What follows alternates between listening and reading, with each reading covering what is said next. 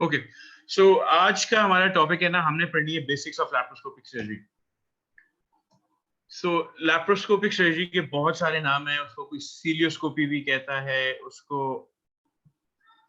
Minimal access surgery भी कहते हैं, मिनिमल इन्वेजिव सर्जरी भी कहते हैं, सर्जरी भी कहते हैं। सो मेन जो नाम है ना वो एंडोस्कोपिक सर्जरी है, ठीक है। So you are using an endoscope for operating, ठीक है। अब उस एंडोस्कोप को चाहे आप जिस कहते हैं जीआई वाले यूज करते हैं, upper GI endoscopy, lower GI endoscopy, वो डायग्नोस्टिक प्रोसीजर है, ठीक है। थोरैसिक सर्जन जो यूज करते हैं तो उसको थोरैकोस्कोपी कहते हैं। अगर वो सर्जरी कर रहे होते हैं तो उसको वैट्स कहते हैं, वीडियो असिस्टेड थोरैकोस्कोपिक सर्जरी। हमें नाम सारे कम से कम इतने तो आने चाहिए, ठीक है। अगर मीडियास्नोस्कोपी मतलब मीडिया में देख रहे हैं तो उसको मीडियास्नोस्कोपी कहते हैं। अगर रेट्रोपेरिटोनियम को देख रहे हैं उसको रेट्रोपेरिटोनियोस्कोपी कहते हैं। आर्थ्रोस्कोपी है, हिस्टेरोस्कोपी है। So every scope the name according to the place जहां पे वो स्कोप जा रही है, ठीक है। चाहे उसको आप डायग्नोस्टिक पर्पस के लिए यूज करें, चाहे उसको आप ऑपरेटिव पर्पस के लिए यूज करें, ठीक है। और हमारी अपनी जो लैप्रोस्कोपी, लैप्रो जो है ना एब्डोमेन को कहते हैं, तो anything related to the abdomen, laparotomy, laparoscopy, ठीक है। तो इसी वजह से वो लैप्रो है, अदरवाइज है ये एंडोस्कोपिक सर्जरी, ठीक है। नोट्स क्या होता है?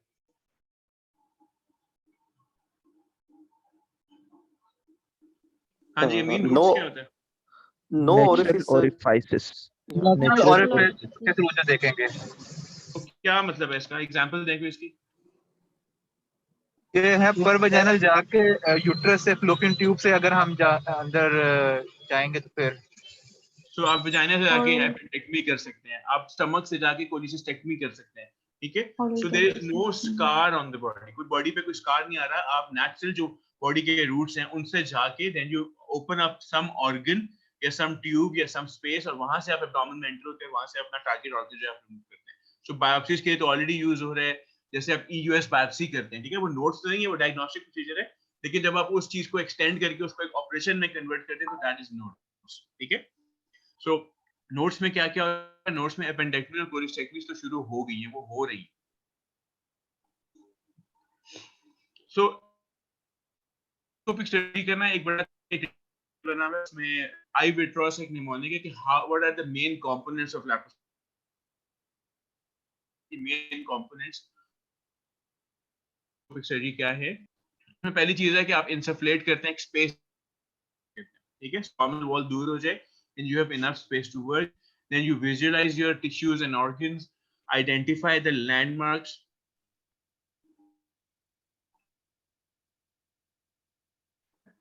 कि आप अपनी पोर्ट्स ऐसे डालते हैं कि आपको वर्किंग इजी हो जाए, ठीक है। So not everything has to come from one direction. कोई इंस्ट्रूमेंट एक साइड से आ रहा होगा, कोई और इंस्ट्रूमेंट अदर से आ रहा होगा, कैमरा कहीं और से आ रहा होगा। इस पूरी चीज को ट्रायंगुलेशन कहते हैं। जो आपकी टेबल की प्लेसमेंट है, आपकी पोर्ट्स की प्लेसमेंट है, मॉनिटर कहाँ होना चाहिए, इस सबको एर्गोनॉमिक्स कहते हैं। हम डिस्कस करेंगे अभी सारी की सारी कि आइडियल पोजीशन किस चीज की क्या होनी चाहिए, ठीक है। सो दिस इज एर्गोनॉमिक्स, जो आपकी hand position, patient position, table position, surgeon position, ये सारी चीजें जो है ना कैसे असेस करने, सारे प्रोसेस को, सारी स्टडी को एर्गोनॉमिक्स कहा जाता है, ठीक है। उसके बाद आप अपने एक्स्ट्रा ऑर्गन्स को अपने टारगेट ऑर्गन पे ऑपरेट करते हैं, हीमो इंश्योर करते हैं, और फिर इन पे आप स्पेसिमेन को रिमूव कर लेते हैं, ठीक है, जो भी आप निकालना चाह रहे हैं। मेन कंपोनेंट्स है लैप्रोस्कोपिक सर्जरी। अब व्हाई डू इट लैप्रोस्कोपिक, बहुत पुरानी डिबेट है, हम सबको पता है कि ओपन और लैप्रोस्कोपिक में क्या फर्क है। सो ओपन में यस हमारे पास 7 डिग्रीज ऑफ फ्रीडम है। ये क्या होते हैं 7 डिग्रीज ऑफ फ्रीडम जो लैप्रोस्कोपिक में नहीं होते? किसी को अंदाजा है?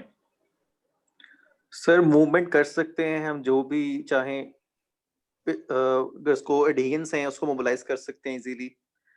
सो ये मूवमेंट जो है ना, ये 7 डिग्रीज ऑफ फ्रीडम है। ये मूवमेंट है आपकी हैंड की, ठीक है, या आपकी लिम्ब की, ठीक है। सो लैप्रोस्कोपिक में जो आपका इंस्ट्रूमेंट है वो अंदर बाहर हो सकता है, वो रोटेट हो सकता है, या वो लेफ्ट राइट अप डाउन हो सकता है, ठीक है। ये 3 एक्सिस बनती है, अप डाउन लेफ्ट राइट की एक एक्सिस होगी, एक लेफ्ट राइट एक्सिस होगी, एक अप डाउन एक्सिस होगी, एक फॉरवर्ड बैकवर्ड होगी, और एक रोटेशन होगी, ठीक है। टोटल 4 एक्सिस है, ठीक है। आपके पास ओपन सर्जरी में 7 डिग्री, 7 डिग्रीज कैसे? एक तो आपका हाथ ऊपर नीचे लेफ्ट राइट रोटेट कर सकता है, फिर आपकी रिस्ट पे एल्बो पे मूवमेंट है, फिर आपकी शोल्डर, फिर आपकी आगे पीछे होने की मूवमेंट है। तो ये सारी मूवमेंट्स हैं 7 डिग्रीज बनती है, जो कि अनफॉर्चुनेटली लैप्रोस्कोपिक में नहीं है, ठीक है। अदरवाइज लैप्रोस्कोपिक में फायदा पता है, it has proven better outcomes, less traumatic है, बेहतर विजुअलाइजेशन है, खासतौर पे पेल्विस में और एपिक ये कहते हैं हाइटस वाले एरिया में। सो जो डीप स्पेसेस में सर्जरीज हैं वो लैप्रोस्कोपिक आसान है एज कम्पेयर टू ओपन, ठीक है। हॉस्पिटल स्टे कम है, पेशेंट रिकवरी बेहतर है, पेशेंट सेटिस्फेक्शन ज्यादा है, लेकिन डिसएडवांटेजेस में उसका लर्निंग कर्व ज्यादा है, फील नहीं कर सकते, ठीक है। ट्रेमर आपका अगर आपका हाथ थोड़ा सा बाहर हिलेगा तो अंदर ज्यादा आपका इंस्ट्रूमेंट हिल रहा होगा। तो सारी प्रॉब्लम्स हैं वो laptop. This is where robotic has come in, ठीक है। सो रोबोटिक और लैप्रोस्कोपिक को अगर आप पढ़ें तो वो वही चीज जो थी, जो ओपन वाली थी वो लैप्रोस्कोपिक में आ गई, लैप्रोस्कोपिक वाली थी रोबोटिक में चली गई। कि robotic is superior to laparoscopic because robotic में आपको 7 डिग्रीज ऑफ फ्रीडम रोबोट में है। रोबोट से आप ऊपर एब्डोमिनल वॉल में उल्टा करके सूचर कर सकते हैं, ठीक है, जो कि लैप्रोस्कोपिक में कभी भी नहीं कर सकते। रोबोट में आप स्टेटेक्टमी कर सकते हैं, जो कि लैप्रोस्कोपिक बड़ी मुश्किल है। सो रोबोट में आप डीप स्पेसेस में जाके कैमरा को पूरा 360 डिग्री मोड़ के आप रिवर्स भी काम कर सकते हैं। सो you have all the movements जो आपकी हैंड की थी वो रोबोट में आ गई हैं। ट्रेमर्स कम हो गए हैं, माइक्रोस्कोपिक एनास्टोमोसिस आप कर सकते हैं, जो विजुअलाइजेशन है वो और इम्प्रूव हो गई है, एर्गोनॉमिक्स आसान हो गई है। एर्गोनॉमिक्स कैसे आसान हो गई है कि आपको पेशेंट के ऊपर नहीं खड़ा होना, आप एक साइड पे अलग अपने टेबल पे बैठे हैं, कॉफी पी रहे हैं और आप ऑपरेशन कर रहे हैं, ठीक है, कॉफी नहीं पी रहे, आप एक जगह का ऑपरेशन कर सकते हैं, ठीक है।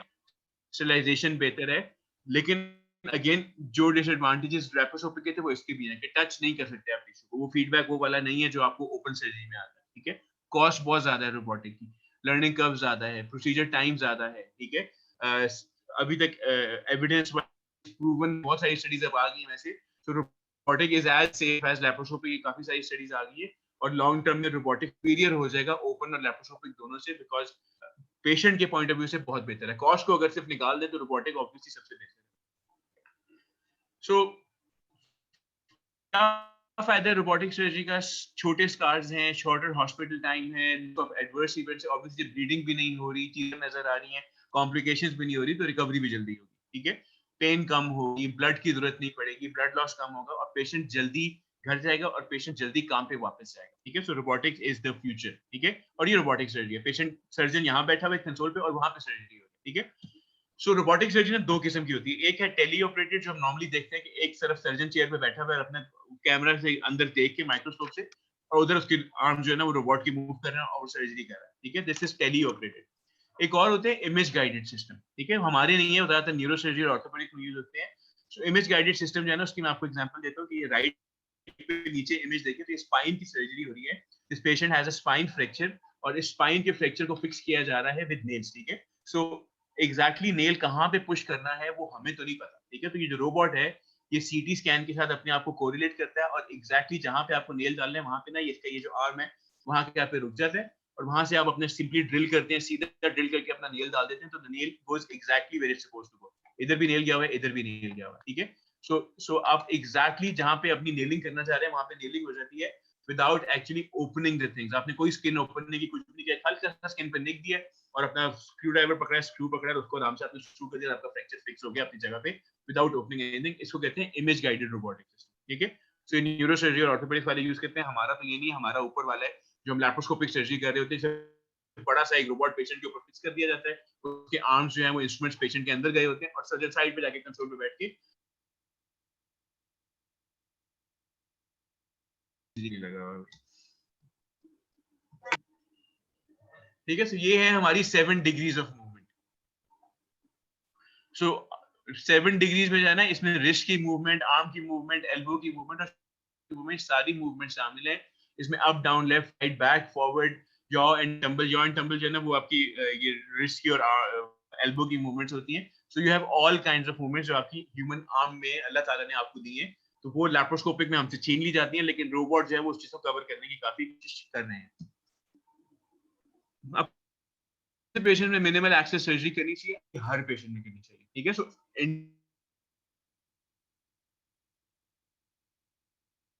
जिनमें जिए नहीं दे सकते ऑब्वियसली इसमें लैप्रोस्कोपिक सर्जरी करना मुश्किल है। ये जो कॉन्सेप्ट है कि जी प्रीवियस स्कार्स हैं या रीजंस है उसमें लैप्रोस्कोपिक नहीं हो सकती, ये एक्सेप्टेबल नहीं है, ठीक है। लोगों ने बड़ी बड़ी लेप्रोटमीज के बाद भी लैप्रोस्कोपिक की है, सारी एडिशन वो ऐसा ऐसा ब्रेक करके चलते जाते हैं। So adhesions are the relative contraindication, आपकी एक्सपर्टीज के ऊपर है, वरना मना नहीं है, ठीक है। ओबीस लोगों में हमें पता है हम सारी बेरियाट्रिक सर्जरी ओबीस लोगों में ही कर रहे हैं। स्केलेटल डिफॉर्मिटी अगर पेशेंट को है कि उसकी स्पाइन प्रॉब्लम है तो उसमें ऑब्वियसली मुश्किल होगा, लेकिन मना नहीं है, आप कर सकते हैं तो आप जरूर ट्राई करें। कोएगुलोपैथी नहीं होनी चाहिए, थ्रोम्बोप्रोफाइलैक्सिस देना चाहिए, इन्फॉर्म्ड कंसेंट देना चाहिए, तो जैसे हर सर्जरी के लिए होता है। प्री ऑपरेटिव इवैल्यूएशन लैप्रोस्कोपिक की और ओपन की को फर्क नहीं है, ठीक है। आपने सिर्फ ये देखना होता है कि प्रीवियस सर्जरीज हुई हैं, प्रीवियस स्कार्स हैं कि नहीं, ताकि आपको ये पता हो कि आपने एक्सेस कैसे लेनी है, मैंने पहली पोर्ट कैसे लेनी है, वो सबसे इंपॉर्टेंट, ठीक है। अगर आप उसी लेबोरेटरी स्टार में से पोर्ट डालने की कोशिश करेंगे तो you are definitely going to damage something, so वो आपको पहले से पता होना चाहिए कि आपने एक्सेस कहाँ से लेनी है, ठीक है। पेशेंट ओबीस है या थिन है, इससे फर्क पड़ता है, अम्बिलिकस की पोजीशन कैसी है, प्रीवियस स्कार्स कैसी, इन सब की बेसिस पे आपने डिसाइड करना होता है कि आपने पेशेंट की एक्सेस कैसे लेनी है, वो हम आगे डिस्कस करते हैं, ठीक है। पेशेंट जब ओआर में जाता है तो it is advisable not NG और फोलीज डाल दें, हालांकि हम हर केस में नहीं डालते लेकिन डाल सकते हैं। पेशेंट पोजीशन इंपॉर्टेंट है, depending on where you are operating, या तो आप ट्रेंडुलर ब्रेक यानी कि हेड डाउन कर रहे होते हैं या हेड अप कर रहे होते हैं। नॉर्मली लैप्रोस्कोपिक सर्जरी में एक्सट्रीम पोजीशन होती है, फुल हेड अप हुआ होता है या फुल हेड डाउन हुआ होता है, डिपेंडिंग आप पेल्विस में जब सर्जरी कर रहे हैं पैर ऊपर होते हैं, सर पूरा नीचे होता है, ठीक है। उसके अपने फिजियोलॉजिकल इफेक्ट्स हैं। अगर आप हाइटस पे काम कर रहे हैं, कोई हेलर्स माइटमी कर रहे हैं या कुछ ना काम कर रहे हैं तो उसमें हेड फुल अप होगा, पैर फुल नीचे होंगे, उसके अपने फिजियोलॉजिकल इफेक्ट्स हैं, वो हमें पता होने चाहिए, ठीक है। सो लैप्रोस्कोपिक सर्जरी में जब हम एब्डोमेन में हवा भरते हैं उसके भी फिजियोलॉजिकल इफेक्ट्स हैं, जब हम पेशेंट पोजीशन बनाते हैं उसके भी फिजियोलॉजिकल इफेक्ट्स हैं। So before putting in your first port, you have to examine the abdomen, उसका साइज देखें, उसके previous scars हैं वो देखें, abdominal wall कितनी रिलैक्स है, umbilicus कैसा है, वहाँ पे कोई hernia तो नहीं है। अगर हो सके तो aortic bifurcation देखें कहाँ पे है, sectional promontory को palpate करें, because कई दफा आपकी various needle जाके सीधा aorta को भी hit कर सकती है, ठीक है। और पेट में कोई mass तो नहीं है, ठीक है, अगर कोई mass है तो obviously आपको उसमें भी ध्यान से open technique से port डालनी चाहिए। थिएटर सेटअप कैसा होता है? थिएटर सेटअप दो किस्म है, ठीक है। एक जो हम रूटीन में करते हैं कि जी सर्जन एक साइड पे और असिस्टेंट और नर्स जो है वो एक साइड पे है, ठीक है। सो ये रूटीन का हमारा सेटअप है। जो लैप्रोस्कोप का कैमरा होता है वो सर्जन के ऑपोजिट पड़ा होता है, ठीक है। सो सर्जन के सामने कैमरा है, साइड पे असिस्टेंट है, और सर्जन के साइड पे या सामने डिपेंड करता है कौन सी सर्जरी कर रहे हैं, second assistant can be on either side, ठीक है। दूसरा जो सेटअप है ना, इसको फ्रेंच पोजीशन कहते हैं, जिसमें आप स्प्लिट लेग पोजीशन होती है, ठीक है। उसका फायदा क्या है? उसका फायदा ये है कि सर्जन जो है ना वो लेग्स के बीच में खड़ा होता है और मॉनिटर को या लेफ्ट या राइट या बिल्कुल हेड एंड पर रख दिया जाता है। सो उस पर वर्क करना आसान होता है और उस पर लड़ाइयाँ भी कम हो रही होती है, ठीक है। हर असिस्टेंट के पास अपनी जगह खड़े होने के लिए, सर्जन के पास अपनी जगह खड़े होने के लिए, तो it's easier to work in a French position, ठीक है। It's easier to operate in a French position, ठीक है। जो लोग फ्रेंच पोजीशन के आदी हैं उनसे दूसरे पोजीशन में काम ही नहीं होता, बिकॉज वो मुश्किल हो रहा था कि आप पेशेंट के साइड पे खड़े होकर ऊपर काम कर रहे हैं या पेशेंट के एक साइड पे खड़े होकर आप पेल्विस में तो खैर इसमें नहीं काम कर सकते। अपर जीआई सर्जरी के लिए फ्रेंच पोजीशन सबसे ज्यादा प्रेफर्ड है। दूसरी चीज है मॉनिटर की पोजीशनिंग और पेशेंट की पोजीशनिंग, ठीक है। सो आप जब ऑपरेट कर रहे होते हैं तो जो आपका मॉनिटर है लैप्रोस्कोप का, वो आपकी आईज के बिल्कुल सामने होना चाहिए, ठीक है। जितना ऊपर होगा या नीचे होगा, आपकी हेड नेक जो उतनी टिल्ट होगी उतना आपका सर थकेगा, गर्दन थकेगी, ठीक है।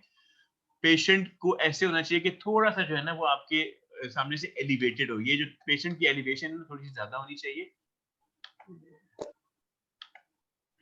ठीक है। सो पेशेंट की एलिवेशन थोड़ी सी अगर एलिवेटेड होगी तो काम करना आसान होगा, स्ट्रेट होगा तो काम करना मुश्किल होगा, ठीक है।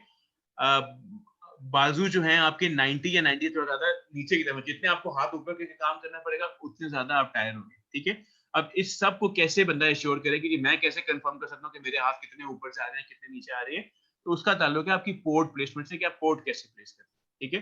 तो मॉनिटर तो आसान है, मॉनिटर हमने सेट कर दिया, लेकिन सबसे इंपॉर्टेंट चीज है कि पोर्ट्स आप कैसे प्लेस करते हैं, तो उसके भी कुछ रूल्स हैं। पोर्ट से पहले आ जाते हैं स्ट्रक्चर पे। तो एक लैप्रोस्कोप में क्या क्या चीजें होती हैं? कैमरा हेड होता है, कैमरा यूनिट होता है, उसके आगे कैमरा हेड लगा होता है, उसके आगे टेलीस्कोप होती है, एक लाइट सोर्स होती है, एक रिकॉर्डिंग डिवाइस होती है, एक मॉनिटर होता है और एक इंसफ्लेटर होता है जो गैस भर रहा होता है, ठीक है। सो ये सारा कुछ जो है हम सब अपने रूटीन में यूज करते रहे, हम सबको पता है, ये सारी चीजें हमारे पास अवेलेबल हैं। जब हमने एब्डोमेन में गैस डालनी है, ठीक है, पोर्ट्स पे आ जाएंगे। सबसे पहले है गैस। गैस डालने के क्या क्या तरीके हैं? How do you create a pneumoperitoneum? Name 4 techniques of creating pneumoperitoneum. Open method, close method, फिर ओपन कंबाइंड मेथड हो मेथड, गया, कंबाइंड मेथड क्या क्लोज होता में, है? कंबाइंड में ओपन और क्लोज, ओपन और क्लोज को मिक्स करते हैं थोड़ा उसका क्या मतलब है?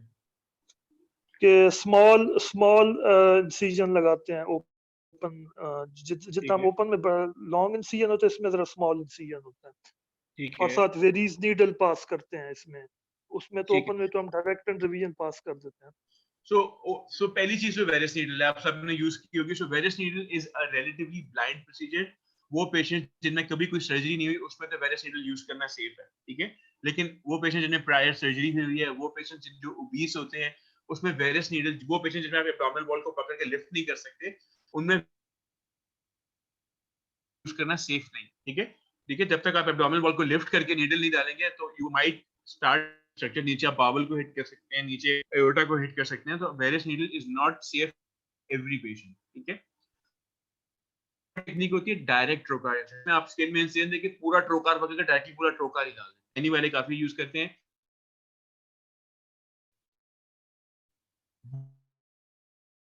कोई ज्यादा फर्क, ओपन टेक्निक हमें पता है, इसमें हम हर चीज अंडर विजन कर रहे हैं। पहले आप स्किन खोलते हैं, सबनेस टिश्यू खोलते हैं, शीट को ढूंढते हैं, शीट को ओपन करते हैं, पेरिटोनियम खोलते हैं और फिर अपना ब्लंट ट्रिप वाला ट्रोकार डालते हैं ताकि कोई चांस ही ना रहे कि आप कोई चीज इंजर करें, ठीक है। This is Hasson's technique. चौथी टेक्निक है ऑप्टी व्यू पोर्ट, ठीक है, जो पीडियाट्रिक सर्जन्स यूज करते हैं, जिसमें आपकी जो है ना स्पेशल प्लास्टिक की पोर्ट होती है जिसके अंदर कैमरा चला जाता है। मैं अभी आपको दिखाता हूँ, ठीक है। सो पहली चीज है वेरियस नीडल, ठीक है। सो वेरियस आप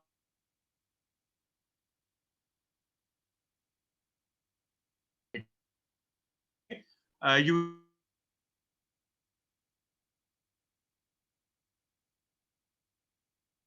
इसी वजह से कहते हैं कि जब नीडल डाल रहे होते हैं तो उसकी डायरेक्शन टुवर्ड्स द पेल्विस रखें तो कम चांसेस हैं इंजर होने के, ठीक है। तो एक वो कहते हैं मशवरा दिया जाता है जो सीनियर्स आपको देते हैं कि पेशेंट को थोड़ा हेड एंड डाउन कर देंगे अगर, ठीक है, तो चांसेस ऑफ हिटिंग बावल और एओर्टा दोनों कम हो जाएंगे, ठीक है। तो अगर आप पेशेंट का हेड एंड थोड़ा सा नीचे करके वेरियस नीडल डालेंगे तो आपकी बावल भी सारी की सारी मूव होकर ऊपर चली जाएगी और आपकी एओर्टा भी थोड़ी सी मतलब एंगल ऐसा बन जाएगा कि जब आप नीडल डालेंगे तो ये needle will be away from the bifurcation, आपके एओर्टा हिट करने के चांसेस कम होंगे, ठीक है। लोकल एनेस्थीसिया लगाना है, एब्डोमिनल वॉल को लिफ्ट करना है और आराम से नीडल सेट करनी है। उसके बाद आपने कंफर्म करना होता है कि क्या आपकी नीडल एब्डोमेन में ही है या प्री पेरिटोनियल प्लेन में। आप वो कैसे कंफर्म करेंगे? How इंसफलेशन do you करके confirm if you have to? Water drop test होता है जी। तो एक तो इंसफलेशन, किसी ने कहा कि आप डायरेक्टली इंसफलेटर लगा के, उससे क्या पता चलेगा? प्रेशर को देखेंगे सर, अगर प्रेशर रेज्ड हो रहा है तो इसका मतलब है वो ठीक पोजीशन में है, वो Okay. गेन कर रहा है पेशेंट। इनिशियली नेगेटिव प्रेशर होगा, जब इंसफलेशन ऑन करेंगे तो फिर प्रेशर इंक्रीज होता जाएगा। ठीक है। सो अब इसमें दो तीन चीजें। पहली चीज तो इंसफलेटर से पहले सबसे पहले से भी कंफर्म कर सकते हैं कि क्या आपकी नीडल डाल रहे होते हैं, आपको 2 क्लिक्स क्लिक आती है जब आप रेक्टस, ठीक है, जो लीनिया एल्बा है, जैसे लीनिया एल्बा को क्रॉस करेंगे आपको क्लिक, मतलब आपको पता है कि आपने किसी सॉलिड चीज को क्रॉस किया, ठीक है। उसके बाद अगला जो क्रॉस आना चाहिए वो पेरिटोनियम का आना चाहिए, ठीक है। सो रेजिस्टेंस अगर आपको आई है इसका मतलब है कि आपकी नीडल एब्डोमेन में चली गई, ठीक है। अगर रेजिस्टेंस आई है तो इसका मतलब है कि प्रॉब्ली आप peritoneal plane. Hanging drop test क्या होता है कि आप नीडल अंदर चली गई है, ठीक है, नीडल के ऊपर जो है ना आप एक ड्रॉप डाल देंगे, ठीक है। जो नीडल का ऊपर मुंह है उसके ऊपर आप एक सलाइन का ड्रॉप डालेंगे, वो ड्रॉप आपको वहां पानी का नजर आ रहा होगा। फिर आप एब्डोमिनल वॉल को लिफ्ट करेंगे, ठीक है। जब एब्डोमिनल वॉल को लिफ्ट करेंगे तो एब्डोमेन में नेगेटिव प्रेशर क्रिएट होगा, वो जो ड्रॉप ऑफ वाटर है वो अंदर सक इन हो जाना चाहिए, ठीक है। अगर वो पानी का ड्रॉप अंदर सक इन हो जाता है इसका मतलब है कि आपकी नीडल जो है वो इंट्रापेरिटोनियल है। अगर एब्डोमिनल वॉल लिफ्ट करने से वो पानी का ड्रॉप अंदर नहीं खींचता है इसका मतलब है कि जो एब्डोमेन में आपने नेगेटिव प्रेशर क्रिएट किया है वो नीडल के ऊपर नहीं आ रहा है, इसका मतलब है नीडल एब्डोमेन में नहीं, प्रॉब्ली प्री पेरिटोनियल प्लेन के अंदर। वेरियस नीडल्स अंदर पुश करते हैं, उसको वापस एस्पिरेट करने की कोशिश करते हैं। अगर वो फ्लूइड वापस एस्पिरेट हो गया इसका क्या मतलब है?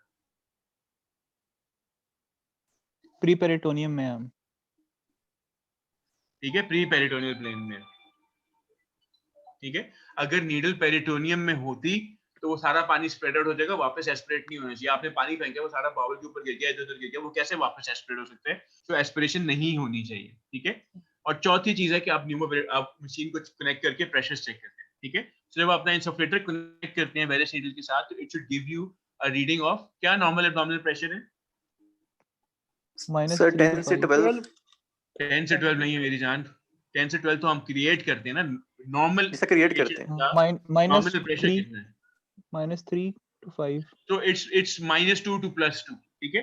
सो 0 आप अगर कहते हैं तो 0 भी सेफ है। सो रेस्पिरेशन के साथ वो थोड़ा सा ऊपर नीचे होता रहता है, तो नॉर्मल एब्डोमिनल प्रेशर इज 0, ठीक है। सो वो -2 से +2 के बीच में फ्लक्चुएट करता रहता है। तो जब आप अपना इंसफलेटर कनेक्ट करेंगे तो जो प्रेशर रीडिंग आ रही होगी वो माइनस तो वो देता ही नहीं है, तो वो 0 या 1 या 2 इससे ज्यादा नहीं आनी चाहिए। अगर आपने इंस्ट्रूमेंटर कनेक्ट किया और ऑन किया और प्रेशर रीडिंग आ रही है 6, 7, 8, इसका मतलब है आपकी नीडल के ऊपर कोई प्रेशर पड़ रहा है, एब्डोमेन में नहीं है, ठीक है। फिर आपने गैस ऑन की, अगर आपने गैस ऑन की और एकदम प्रेशर रीडिंग बहुत ज्यादा आती है, अगेन आप एब्डोमेन में नहीं, ठीक है। अगर आपने गैस डाली और कोई 400-500 ml गैस जाने के बाद एकदम प्रेशर अचीव हो गया, ये भी नॉर्मल बात नहीं है, ठीक है। सो अगर आपकी नीडल प्री पेरिटोनियल प्लेन में होगी और आप गैस डालना शुरू करेंगे तो गैस जाना शुरू हो जाएगी, ठीक है। और गैस जाते जाते एक सर्टेन अमाउंट तक गैस जाएगी और उसके बाद प्रेशर अचीव हो जाएगा, जल्दी अचीव हो जाएगा, ठीक है। सो प्री पेरिटोनियल प्लेन में 400-500 ml गैस के साथ ही you will achieve your required pressure. Abdomen के अंदर वो प्रेशर अचीव करने के लिए कम से कम आपको 1.5 से 2 लीटर गैस डालनी पड़ेगी, ठीक है। सो अगर थोड़ी सी गैस डालने के बाद 200-300 ml गैस डालने के बाद ही आपका वो प्रेशर ऑफ 12 या 15 अचीव हो गया है, तो इसका मतलब है कि आप गलत प्लेन में, ठीक है। सो अनलेस लीटर से ज्यादा गैस यूज हो रही है, आप समझ लें कि नीडल सही जगह पे नहीं, ठीक है। सो ये बहुत सारी एग्जांपल्स हैं, बहुत सारे टेस्ट हैं जो आपको सजेस्ट कर सकते हैं कि आपकी नीडल प्रॉपर्ली प्लेस नहीं है। उसके अलावा जब आप गैस ऑन करते हैं, अब नॉर्मल अगर एलिवेशन हो रही है, एक साइड ज्यादा एलिवेट हो रही है, एक साइड एलिवेट नहीं हो रही, लोअर एब्डोमेन एलिवेट हो रहा है, अपर एब्डोमेन एलिवेट नहीं हो रहा, ये सब शो कर रहे हैं कि आपकी नीडल प्रॉपर प्लेन में नहीं है। ट्रोकार्स बहुत सारी किस्म के हमारे पास आते हैं, हमारे पास ब्लेडेड ट्रोकार्स हैं, शील्डेड ट्रोकार्स हैं, डायलेटर्स होते हैं जिसमें ब्लेड नहीं होता, बस वो ऐसा ऐसा डायलेटर के चलते जाते हैं, ठीक है। ब्लैक टिप ट्रोकार्स हैं जो हेसन कैनुला में यूज होते हैं, और ऑप्टिकल ट्रोकार्स, ठीक है। जो डायरेक्ट ट्रोकार इंसर्शन की हमने बात की थी, उसमें क्या करते हैं, आप डायरेक्टली इंसिजन देते हैं, एब्डोमिनल वॉल को लिफ्ट करते हैं और पूरा ट्रोकार ही अंदर डाल देते हैं। ओपन टेक्निक जो है वो हेसन्स टेक्निक है, ठीक है। हेसन्स टेक्निक में आप ओपन टेक्निक से रेक्टस शीथ को ओपन करके फिर आप अपनी पोर्ट अंदर डालते हैं। नुकसान क्या है कि क्योंकि आपने ओपन टेक्निक से ओपन किया होता है, तो आपका जो रेक्टस शीथ का होल है वो बड़ा हो जाता है, ठीक है। सो आपकी पोर्ट शायद 10 mm की और आपका होल अगर 12 या 13 mm का हो गया, तो कंटिन्यूसली गैस लीक होती रहेगी। उसको काउंटर करने के लिए पुश करके उस होल को प्लग करके इसको लॉक कर देते हैं, ठीक है। तो उससे क्या होता है, हवा लीक नहीं होने देता, ठीक है। So this is Hasson's cannula.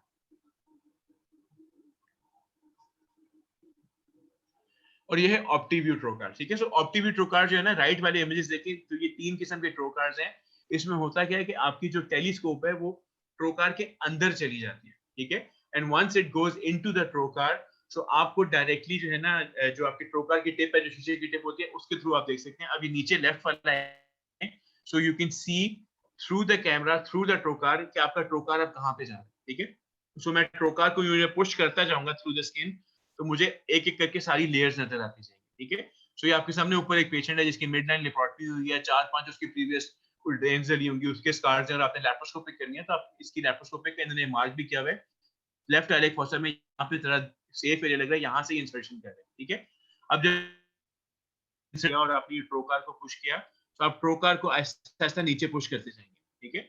So you can सी कि मसल्स स्प्लिट हो गए हैं और अब आपको पीछे फैट नजर आ रही है, ठीक है। सो ये स्किन नजर आ रही है, उसके बाद ये प्रॉब्ली वो एंटीरियर रेक्टस शीथ थी, ये इसके बाद आपको मसल्स नजर आ रहे हैं, ये पोस्टीरियर रेक्टस शीथ क्रॉस होगी, और जहां पे अभी लाइट नजर आ रही है probably fat, pre peritoneal fat पर आ रही है, इसको थोड़ा सा और पुश करेंगे तो एकदम बावल नजर आना शुरू हो जाएगी, ठीक है। ये होता ब्लंट टिप है, बहुत ज्यादा डैमेजिंग नहीं होता, अगर बावल को हिट कर भी देगा तो बावल एकदम साइड पे मूव हो जाएगी, इंजरी नहीं करेगा, ठीक है। So this has been proven to be a very safe method, ठीक है। जहां पे एडिशंस नहीं है वहां पे आप बड़े आराम से इसको आहिस्ता आहिस्ता अंडर विजन आप चलते जाते हैं, एक एक करके लेयर खोलते जाते हैं और एब्डोमेन में एक्सेस सेंटर कर लेते हैं, ठीक है। So this is Optiview technique.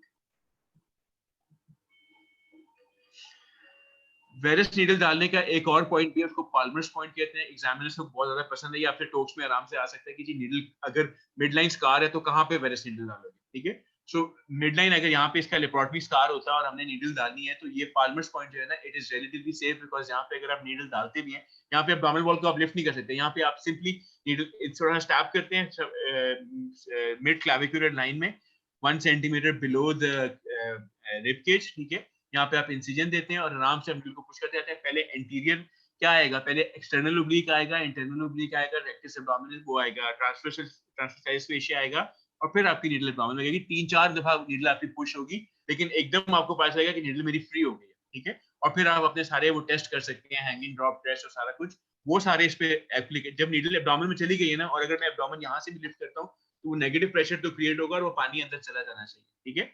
दूसरी चीज ये है कि यहाँ पे नीचे कंसर्न क्यों नहीं है कि नीचे यहाँ पे पड़ा हुआ है बड़ा सा स्टमक, ठीक है। सो अगर आपने किसी चीज को हिट भी किया तो वो स्टमक को हिट करेंगे, नीडल ने अगर उसको हिट कर भी दिया तो स्टमक इतनी आसानी से परफोरेट नहीं होता, ठीक है। So Palmer's point is a relatively safe point, जिस पे आप आराम से नीडल इंसर्ट कर सकते हैं।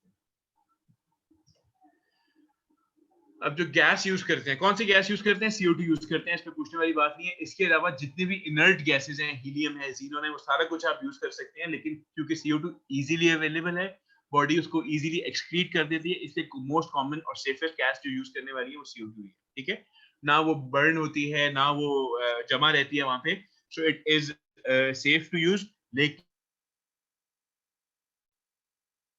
it can cause peritoneal and diaphragmatic irritation, ठीक है, which leads to post op shoulder pain। Patient को जो पोस्ट ऑप शोल्डर पेन हो रही होती है वो बिकॉज आपने उनकी CO2 प्रॉपर तरीके से एवैक्यूएट नहीं की होती, वो सारी इकट्ठी होकर शोल्डर पे गई होती है और वहां पे इरिटेट कर रही होती है। आहिस्ता आहिस्ता इवेंचुअली वो सारी सॉल्व हो जाएगी, लेकिन इसका मतलब ये नहीं कि हम गैस प्रॉपर तरीके से निकाल देंगे, आपको सारी गैस एवैक्यूएट करनी चाहिए। अब फिजियोलॉजिकल इफेक्ट्स ऑफ न्यूमोपेरिटोनियम, जब एब्डोमेन में गैस क्रिएट करते हैं तो उसके अपने कुछ इफेक्ट्स हैं जो बॉडी पे आते हैं, और उसके 5 रीजंस हैं, ठीक है। सो वो जो फिजियोलॉजिकल इफेक्ट्स हैं लैप्रोस्कोपिक सर्जरी के, उसकी 5 रीजंस हैं। पहली चीज तो ये कि आप एक प्रेशर क्रिएट कर देते हैं एब्डोमेन में, ठीक है।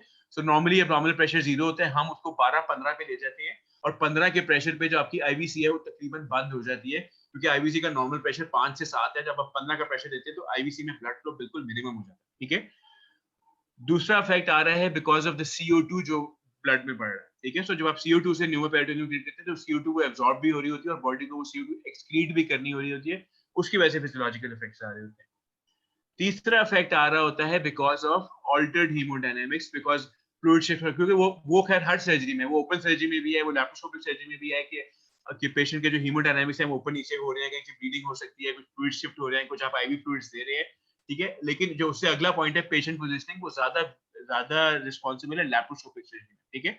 वो जो फुल हेड अप या फुल हेड डाउन है वो ज्यादा लैप्रोस्कोपी में करना पड़ता है, ओपन में इतना नहीं करना पड़ता। जब ओपन में आप पेल्विक सर्जरी कर रहे होते हैं तो आपको बहुत ज्यादा हेड डाउन करने की जरूरत नहीं पड़ती, लैप्रोस्कोपी में तो आप बिल्कुल ही हेड डाउन करते हैं, ठीक है। पैर हवा में लटके होते हैं, सर नीचे लटका होता है, तो उसके बहुत ज्यादा फिजियोलॉजिकल इफेक्ट्स हैं, वो भी इंपॉर्टेंट है।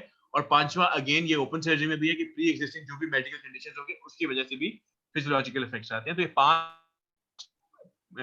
पॉइंट्स हैं जो फिजियोलॉजिकल चेंजेस लेके आ सकते हैं एक पेशेंट में जो लैप्रोस्कोपिक सर्जरी करवा। अब दो चीजें थी, वो थी हाइपरकार्बिया एंड इंक्रीज इंट्राएब्डोमिनल प्रेशर। सो हाइपरकार्बिया की वजह से लंग्स में कुछ इफेक्ट्स आ रहे हैं, आपका पल्मोनरी आर्टरी प्रेशर इंक्रीज हो रहा है, आपका रेस्पिरेटरी रेट इंक्रीज हो रहा है, बिकॉज आपने वो CO2 एक्सक्रीट करनी होती है। हार्ट में एरिथमियाज हो सकते हैं, मायोकार्डियल डिप्रेशन हो सकती है, जो गट की ब्लड सप्लाई है वो डिक्रीज हो जाती है because of hypercarbia, renal excretion increase हो जाती है, सिस्टेमिक वैस्कुलर रेजिस्टेंस डिक्रीज होती है। ये सारे CO2 के इफेक्ट्स हैं, pH इंक्रीज होने के इफेक्ट्स हैं, डिक्रीज होने के इफेक्ट्स हैं, ठीक है।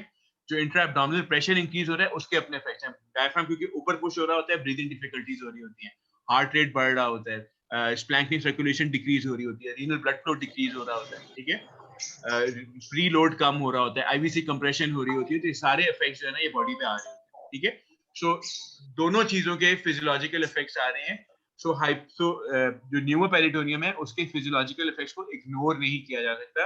हम इतना ज्यादा बॉदर नहीं होते, लेकिन एनेस्थीसिया वालों को प्रॉपर ट्रेनिंग दी जाती है कि जो लैप्रोस्कोपिक वाले पेशेंट्स हैं उनको उन्होंने कैसे मैनेज करना है, वो आप नोट करेंगे तो उन्होंने उनका टाइडल वॉल्यूम बढ़ाया होता है, उनका रेस्पिरेटरी रेट बढ़ाया होता है, वो कंटिन्यूअसली CO2 को वॉश आउट कर रहे होते हैं। अब दूसरे इफेक्ट्स आते हैं पेशेंट पोजीशन की वजह से, ठीक है। सो अगर आपने फुल हेड डाउन किया हुआ या फुल हेड अप किया हुआ है उसके भी सिस्टेमिक इफेक्ट्स हैं।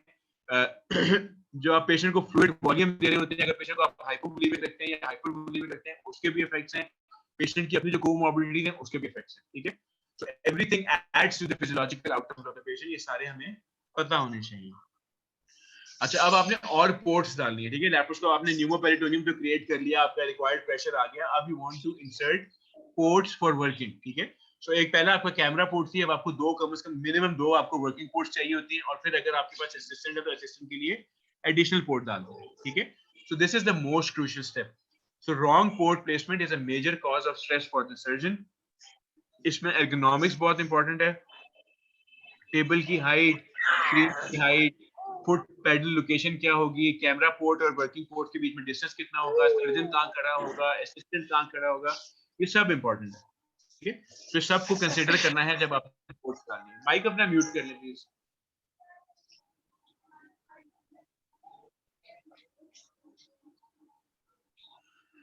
ठीक है। सो पोर्ट्स डालते वक्त कुछ एंगल्स हैं जो आपको कंसीडर करने होते हैं, ठीक है। पहली चीज है मैनिपुलेशन एंगल, ठीक है। सो मैनिपुलेशन एंगल जो है वो एंगल है बिटवीन टू वर्किंग पोर्ट्स, ठीक है। सो एक मेरा राइट साइड पे इंस्ट्रूमेंट जा रहा है, एक लेफ्ट साइड पे इंस्ट्रूमेंट जा रहा है, इन दोनों के बीच में जो एंगल है वो आइडियली 60 होना चाहिए। बहुत वाइड होगा तो मुझे हाथ यूं करके काम करना पड़ेगा, बहुत नैरो होगा तो मुझे यूं करके काम करना पड़ेगा, दोनों मुश्किल है, ठीक है। सो 45 to 60, ideally 60 is the ideal angle, क्योंकि आप नॉर्मली जब काम कर रहे होते हैं कि आपके दोनों हाथों के बीच में जो एंगल है काम करने का वो 60 डिग्री है, ठीक है। 90 भी ज्यादा हो जाएगा, 180 तो खैर बहुत ज्यादा हो जाएगा। तो आप नॉर्मली जब अगर आप देखें, आप जो भी ओपन सर्जरी कर रहे हैं, आप खाना खा रहे हैं, आप जो भी काम कर रहे हैं, आपके हाथों के बीच में जो एंगल है वो 60 डिग्री होता है, ठीक है। सो 45 to 90 की रेंज दी जाती है कि उससे ना 90 से ज्यादा हो ना 45 से कम हो, आइडियल 60। दूसरा एंगल है azimuth angle. So azimuth angle is the angle between the instrument and the, ठीक है। तो वो एंगल जो आपके कैमरे और आपके इंस्ट्रूमेंट के बीच में आ रहा है।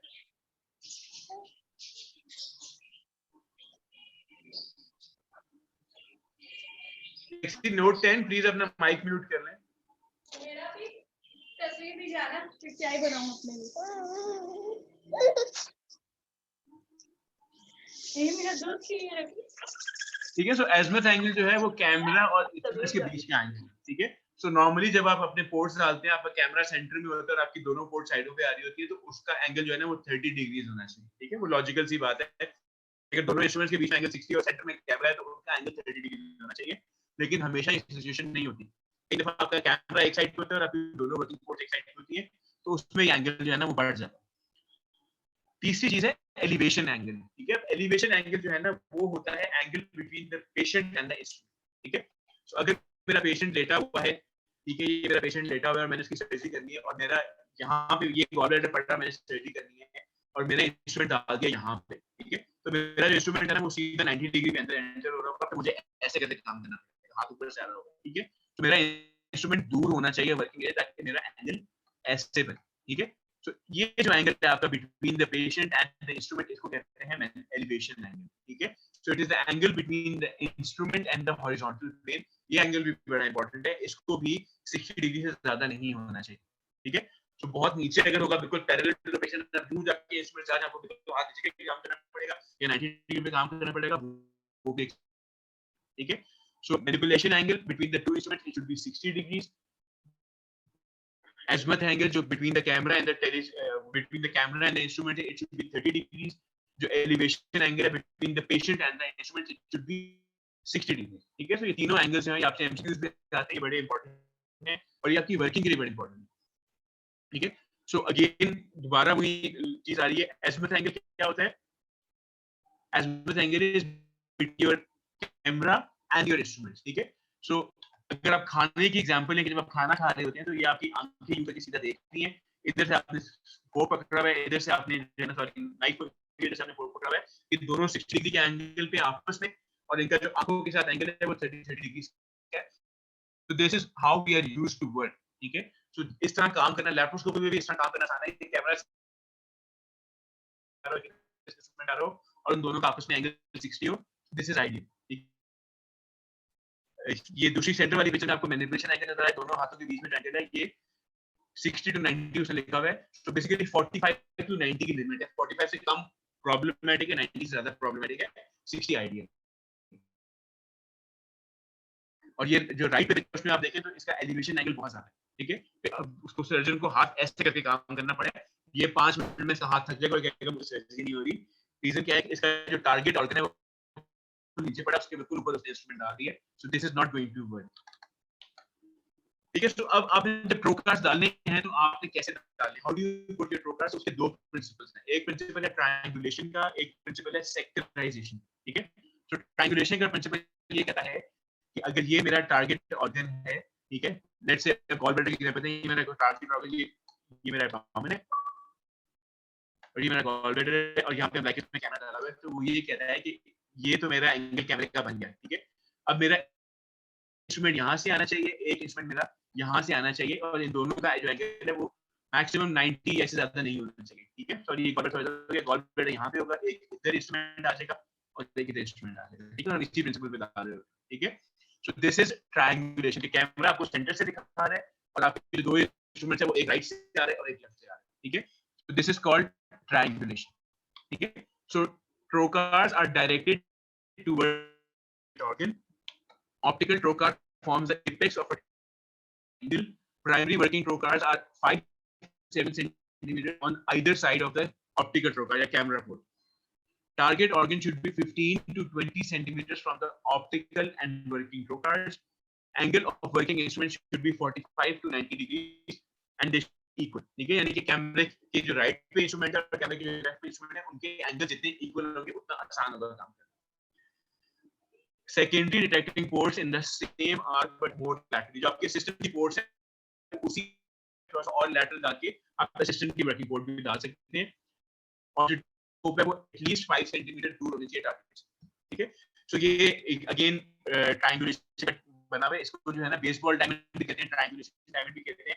सो ये जो है ना आपका टारगेट ऑर्गन है जो आप लिखा हुआ है. ठीक है, तो यहाँ पे आप खेलना चाहते हैं बेसिकली पीछे आपकी कैमरामैन है. ठीक है, और ये आपका एक राइट वाला इंस्ट्रूमेंट है और ये आपका एक लेफ्ट वाला इंस्ट्रूमेंट है.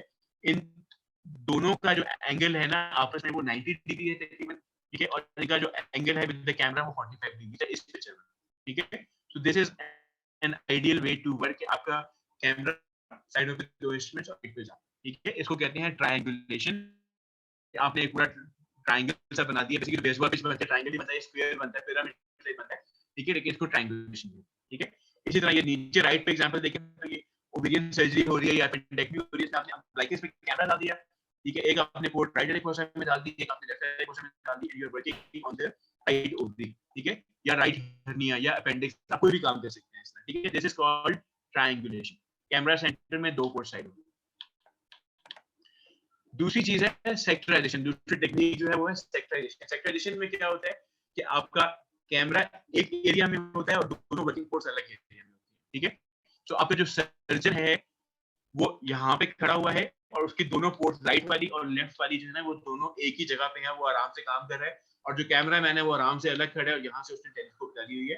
तो फायदा क्या है कि लड़ाई नहीं हो रही है आपस में. ठीक है, ट्रायंगुलेशन में प्रॉब्लम क्या थी कि अगर लेट्स से सर्जन की एक पोर्ट ये वाली और एक पोर्ट उसने यहाँ पे डाली होती है अपेंडेक्टमी करने के लिए, तो उसके जब दोनों हाथ आ रहे होते तो उसको कैमरा के ऊपर से दूसरा हाथ की काम करना पड़ता है. आप लोगों ने सब एक्सपीरियंस किया हमेशा. सो ट्रायंगुलेशन में नुकसान ये है कि ठीक है काम करना आसान ये है ना, कैमरा भी तंग हो रहा है और सर्जन भी आपस में लड़ाइयां बहुत हो रही होती है.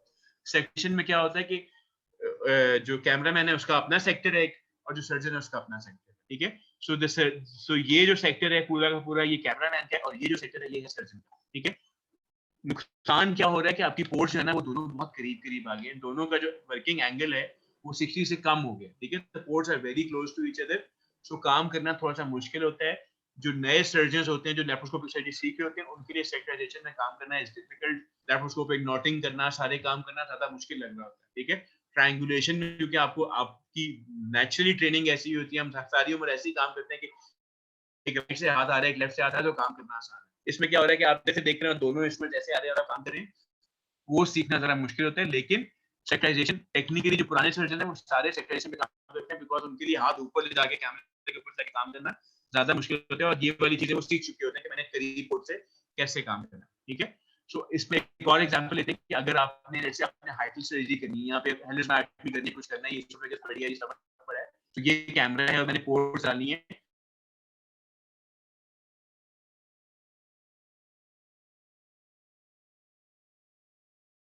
पोर्ट इधर एक पोर्ट इधर. ठीक है, सेक्टराइजेशन में क्या होगा कैमरा इधर ही रहेगा. ठीक है, और सर्जन एक पोर्ट यहाँ डालेगा और एक पोर्ट यहाँ डालेगा. ठीक है, वो यहाँ से ऐसे इन दो पोर्ट से काम कर रहा होगा और ये वाली पोर्ट वो असिस्टेंट को दे देगा. ठीक है, कि तुम यहाँ से काम करो. ठीक है, नॉर्मली जितने ट्रेंड अपर जीआई और लोअर जीआई सर्जन है वो सेक्टराइजेशन पे काम करते हैं. जब आप कोलोरेक्टल सर्जरी कर रहे होते हैं यहाँ पे आपने एपीआर करना है कुछ भी करना है, ये कैमरा होता है और एक ये पोर्ट होती है और एक ये पोर्ट होती है जिससे सर्जन काम कर रहा होता है. ठीक है, और यहाँ पे जो पोर्ट होती है असिस्टेंट काम कर रहा होता है. This is again sect. ठीक है, वरना आइडियल क्या वाली पोर्ट भी और ये वाली पोर्ट भी दोनों जो है ना वो सर्जरी करता है, लेकिन ऐसे कोई भी काम नहीं करता. आप जल्दी थक जाते हैं. तो ट्रायंगुलेशन पे काम करना आसान है लेकिन बॉडी जल्दी थक जाती है. ठीक है, सो बिगिनर्स के लिए ट्रायंगुलेशन आसान है लेकिन लॉन्ग टर्म में आप देखेंगे एक्सपीरियंस कीजिएगा सेक्टर काम करना ओवरऑल आसान हो जाता है. आपकी बॉडी थकती नहीं है, आराम से तसल्ली से खड़े होते हैं. कोई लड़ाई नहीं हो रही है आपके कैमरामैन से, कोई लड़ाई नहीं हो रही है सिस्टम से. It's easy to work.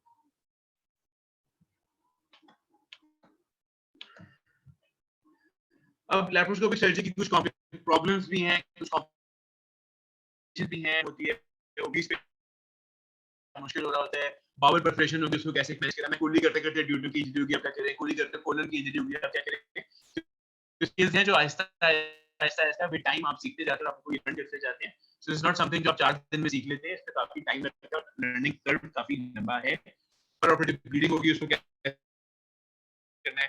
अब छोटे-छोटे स्कार से आपने स्पेसिफिक पूरा डिवाइड कर लिया, उतनी बड़ी स्क्रीन को मैं डिलीवर कैसे करूं, ठीक है, बड़ा सा गॉल ब्लैडर है, छोटी सी पोर्ट से बाहर नहीं आ रहा, तो मैं निकालूं कैसे, तो सारी चीजें जो है ना, ये भी कैसे कंट्रोल करनी है, स्पेसिमेन कैसे निकालना है, तो कुछ एग्जांपल्स है ब्लीडिंग कंट्रोल करने, ठीक है। आपने ट्रोकार डाला, पता चला आप इंफिलियरी गैस्ट्रिक के थ्रू चले गए और वहां से फॉरेन निकल रहे हैं, आर्टरी के अंदर एब्डोमिनल ब्लड गिरता जा रहा है, ठीक है। कंट्रोल करने के लिए कतई जरूरी नहीं है कि आप फौरन अपना ट्रोकार निकालें और अंदर से उसको कॉर्टी करना शुरू कर दें, आपको वो आर्टरी कभी भी नहीं मिलेगी, जो डैमेज हो गई वो रिट्रैक्ट होकर पीछे चली जाती है, ठीक है। तो उसको बेस्ट तरीका क्या होता है, ट्रोकार वहीं का वहीं छोड़ दें, ठीक है, और just take a straight prolene वाली नीडल, उसको एक साइड से एब्डोमेन में एंटर करें, इधर से निकालें, और उसको दूसरी साइड से वापस बाहर पुल करके उसको बाहर एक गॉज के ऊपर नॉट लगा दें, ठीक है। एक ऊपर वाली साइड पे और एक नीचे वाली साइड पे वो ब्लीड मैनेज हो जाएगी और ये प्रोलीन्स लगी रहेंगी, या आप 2 दिन बाद 3 दिन बाद निकाल दीजिएगा, कुछ भी नहीं होगा इससे, ठीक है। So one way of doing it. तो जहां पे आपको वेसल नजर आती है, आप उसके प्रॉक्सिमल साइड पे और डिस्टल साइड पे उसको नीडल गुजार के उसको टाई करें, ठीक है। धागा बाहर रहेगा, बाद में उसको आराम से निकाल लेंगे। एक और तरीका क्या है कि आप उस पोर्ट को निकाल के उसके अंदर पुलिस डालें और उस पुलिस को इन्फ्लेटली खींच के और बाहर आर्टरी पे लगा के रखें और इसको ऐसे ही छोड़ दें, अगले दिन इसको डिफ्लेट करके बाहर निकाल लीजिएगा, ठीक है। हम सीख सकते हैं, हम कर सकते हैं, सिंपल मैनूवर्स हैं, जहन में होंगे तो कर भी ले जाते हैं, ठीक है। गॉल ब्लैडर ब्लीडिंग है तो उसको आप पैक कर सकते हैं, उसको आप कॉटरी कर सकते हैं, उस स्प्रे मोड एक आता है कॉटरी का, देखो हम सेटिंग्स बढ़ा देते हैं, उसको हम नेक्स्ट लेक्चर में सीखेंगे वो। तो स्प्रे मोड से क्या होता है कि पूरी गॉल ब्लैडर को आप ब्लैक कर देते हैं, सारी ब्लीडिंग रुक जाती है। पोर्ट साइड ब्लीडिंग हमने डिस्कस कर लिया। ऑर्गन ब्लीडिंग, लिवर में एकदम ट्रोकार आपका इंस्ट्रूमेंट लिवर में घुस गया, ब्लीड कर रहा है, ठीक है, स्प्लीन में घुस गया, ब्लीड कर रहा है, उसको कैसे कंट्रोल करना है, कैसे कंट्रोल करेंगे। अमीन क्या करोगे, लैप्रोस्कोप पे कोई चेक भी कर रहे हो, आपका इंस्ट्रूमेंट सीधा लिवर के अंदर घुस गया, क्या करेंगे, वहां से ब्लड आना शुरू हो गया, पैकिंग करेंगे, गॉस पीस रख के थोड़ा प्रेशर देंगे। सो पैक करें, और पैक कितनी देर के लिए करना है, जो इनिशियल प्रेशर है, नॉर्मल क्लॉटिंग टाइम होता है, क्लॉटिंग टाइम कितना होता है normally, bleeding and clotting time 5 to 10 minutes, 32 seconds. 30 to 42 second. वो है ना कोएगुलेशन, सिर्फ कोएगुलेटिंग फैक्टर्स का है, प्लेटलेट प्लग बन के उसके ऊपर कोएगुलम बनते बनते टोटल 5 to 7 मिनट्स लगते हैं। तो आपने एटलीस्ट 5 to 7 मिनट्स पैक रखना है, उससे पहले आपने अपना वो पैक हटाना नहीं। हम गलती क्या करते हैं, हम पैक करते हैं, फिर उठा के देखते हैं रुकी नहीं रुकी, पैक रखते हैं, फिर उठा के देखते हैं ब्लीडिंग रुकी नहीं रुकी। वो स्पेसिमेन रिट्रीवल कैमरा पोर्ट से निकलते हैं, अपेंडिक्स है तो सिंपली उसी ट्रोकार के थ्रू निकाल सकते हैं, ग्लव की फिंगर बना सकते हैं, या संभाल कर सकते हैं। अब एंडोपाउच बनने बनाई भी आते हैं, महंगे हैं, 6000 7000 के, या फिर आप अपना का बना के डाल सकते हैं। कुछ लोग यूरिन बैग को रोल करके अंदर फेंक के पूरी उसके अंदर डालते हैं और फिर यूरिन बैग का मुंह बाहर निकाल के उसके अंदर से ऐसा को ब्रेक कर निकालते रहते हैं। तो यू कैन डू थिंग्स जो आप स्पेसिमेन एक्सट्रैक्शन के लिए यूज कर सकते हैं, ठीक है। एक डिवाइस आती है, उसको मॉर्सलेटर कहते हैं, ठीक है। सो मॉर्सलेटर में क्या होता है कि आपका जो एंडो पाउच है जिसके अंदर बड़ा सा आपने स्पेसिमेन डाला हुआ है, अब जरूरी नहीं है कि अब मेरी बड़ी स्क्रीन है तो मैं उसको निकालने के लिए बड़ा सा इंसिजन, ठीक है। तो आप क्या करेंगे, आप अपने जो आपका बैग था जिसके अंदर स्क्रीन पड़ी है, उसको जो आप स्किन से निकालेंगे, छोटा सा स्किन से उसका मुंह बाहर आ गया, उसके अंदर से आप अपना इंस्ट्रूमेंट डालें, मॉर्सलेटर, वो ड्रिल की तरह होता है, उसको अंदर डालें, वो गड़ करके सारी की सारी स्क्रीन का कीमा बनाने का, ठीक है। उसको फिर आप आराम से जो है पीस मील करके निकालते जाएं आराम से, ठीक है। सो मॉर्सलेशन के साथ अपना स्पेसिमेन जो है छोटे से इंसिजन से पूरा स्पेसिमेन ब्रेक करके निकाल सकते हैं।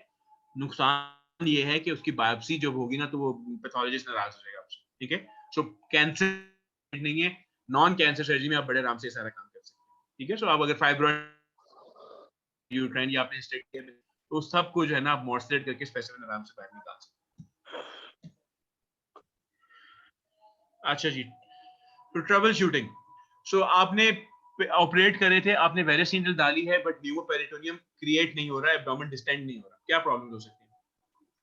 गैस नहीं आ रही, गैस नहीं आ रही, नंबर 1 शाबाश। पाइप ब्लॉकेज है, वेरस नीडल की ब्लॉकेज है, वेरस नीडल को हमने चेक नहीं किया, पेरिटोनियम पता नहीं वेरस नीडल काम कर रही है कि नहीं कर रही। तो हम पहला रूल ये कि हमेशा वेरस नीडल को पहले से लाइन से प्रेस करके देखें वो ओपन भी है कि नहीं, कई दफा पिछली सर्जरी का ब्लड पड़ा होता है अंदर, वो साफ नहीं किया होता किसी ने और वो ब्लॉक पड़ी होती है, ठीक है। सो वेरस नीडल पेटेंट है कि नहीं, पीछे गैस ओपन है कि नहीं, और CO2 टैंक तो एम्प्टी नहीं है, ठीक है। इंसफलेटर की सेटिंग्स ऑफ तो नहीं है, ट्यूबिंग में ऑक्लूजन तो नहीं है, वेरस नीडल तो ब्लॉक नहीं है, वेरस नीडल एब्डोमिनल कैविटी में है ही नहीं, ठीक है। वो प्री पेरिटोनियल स्पेस में पड़ा हुआ है, इसके अंदर हवा नहीं जा रही कि वो स्पेस में ही नहीं है प्रॉपर, ठीक है। तो ये सारी चीजें आपके जहन में होंगी तो आप चेक करें, ठीक है। सो एज अ रूल सबसे पहले आप क्या करते हैं, आप वेरस नीडल को छोड़ के पहले पाइप उतार के देखते हैं कि उसमें गैस आ रही है कि नहीं आ रही। अगर उसमें गैस आ रही है तो इसका मतलब है पहले वाले सारे मसले हल हो गए। अब अपनी वेरस नीडल को देखें वो प्रॉपर्ली प्लेस्ड है या नहीं है और फिर उसको फिक्स करें। Scenario number 2, you have successfully created the pneumoperitoneum but there is a continued loss of pneumoperitoneum and you fail to sustain. Abdomen भरा तो हुआ है लेकिन एकदम वो ड्रॉप कर जाता है, फिर थोड़ी देर हवा भरती है, फिर कोलैप्स कर जाता है, बार बार जो है ना एब्डोमेन में स्पेस लूज हो रही है, गैस इनफ नहीं है, क्या प्रॉब्लम है? स्पेस ज्यादा होगी प्रोकार के तो वेल्व्स खुले हुए हैं, वेल्व्स खुले हैं। तो प्रोकार का वाल्व खुला हुआ है, ठीक है। प्रोकार से गैस लीक हो रही है, ठीक है। हो सकता है आपके पाइप में होल हो, वहां से गैस लीक हो रही है, ठीक है। सो हम क्योंकि पोर्ट्स हम लोग खासतौर पे हमारे सेक्टर्स में हम लोग पोर्ट्स रीयूज कर रहे होते हैं, पुरानी पोर्ट्स होती हैं, उनके जो रबर्स हैं वो लीक करना शुरू कर देते हैं, तो कहीं से गैस लीक हो रही होती है और वो बार बार जा रहे हैं, तो ऐसे न्यूमोपेरिटोनियम रीयूज हो रहा होता है। तो उसका हल क्या है कि अपना आप फ्लो रेट बढ़ा सकते हैं, ठीक है। इंसफलेटर्स में फ्लो रेट होता है 30 लीटर 40 लीटर। अगर आप फ्लो रेट को 2 लीटर्स में रखेंगे तो वो कभी भी प्रेशर मेंटेन नहीं होगी, आप फ्लो रेट बढ़ा सकते हैं। अगर थोड़ी बहुत गैस लीक भी हो रही है तो पीछे से ज्यादा गैस खोल दें ताकि लीक होती भी रहे तो प्रेशर मेंटेन रहे, ठीक है। सर नॉर्मल फ्लो रेट कितना है? नॉर्मल आप फ्लो सेट रेट करते हैं, जो डिफॉल्ट आता है वो 2-3 पे सेट हुआ होता है, आप 40 तक लेके जा सकते हैं, ठीक है। वो हर इंटरप्रेटर की सेटिंग्स है, आपकी अपनी मर्जी है। उस फ्लो रेट से पेशेंट के एब्डोमेन पे फर्क नहीं कर रहा, वो सिर्फ ये है कि जी एक कितना फ्लो दे के वो प्रेशर मेंटेन करेगा। प्रेशर 12 पे उसने रुक जाना, जो आपने सेट किया है उससे ज्यादा प्रेशर नहीं देगा। जब प्रेशर मेंटेन हो जाएगा फ्लो रेट 0 पे चला जाएगा, ठीक है। तो ज्यादा फ्लो रेट का फायदा ये होता है कि अगर कहीं से मेरी पोर्ट में लेट से पोर्ट का रबर खराब है, वो गैस लीक कर रहा है, ठीक है। अब वो लीक इतना कर रहा है कि वो 2 से 3 लीटर पर मिनट गैस वहां से लीक हो जाती है, तो मैं फ्लो रेट को अगर 6-7 लीटर कर दूंगा तो वो 2-3 लीटर लीक होती भी रहेगी, तो मेरे एब्डोमेन को कोलैप्स नहीं होने देगा। उधर 3 लीटर निकल रही लेकिन पीछे से 5 लीटर आ रही है, एब्डोमेन डिस्टेंडेड रहेगा, ठीक है। तो ये फ्लो रेट का फायदा होता है। गैस लीक होती रहे कोई बात नहीं, CO2 ये एब्डोमेन लीक होती रहे एटमॉस्फेयर में, कोई मसला नहीं है, मेरी स्पेस नहीं जाया होनी चाहिए, ठीक है। सो पहले देखें कि पोर्ट सारी ओपन तो नहीं है, कोई कहीं से गैस लीक तो नहीं हो रही। अगर कोई रबर लीक है तो उसका कैप या उसका स्टॉप को जो है उसको फिक्स करें। क्या पता इंसफलेटर जो है उसका पाइप में कोई प्रॉब्लम है, उसका पाइप चेंज करें। CO2 तो कहीं से लीक नहीं हो रही, उसको चेक करें, ठीक है।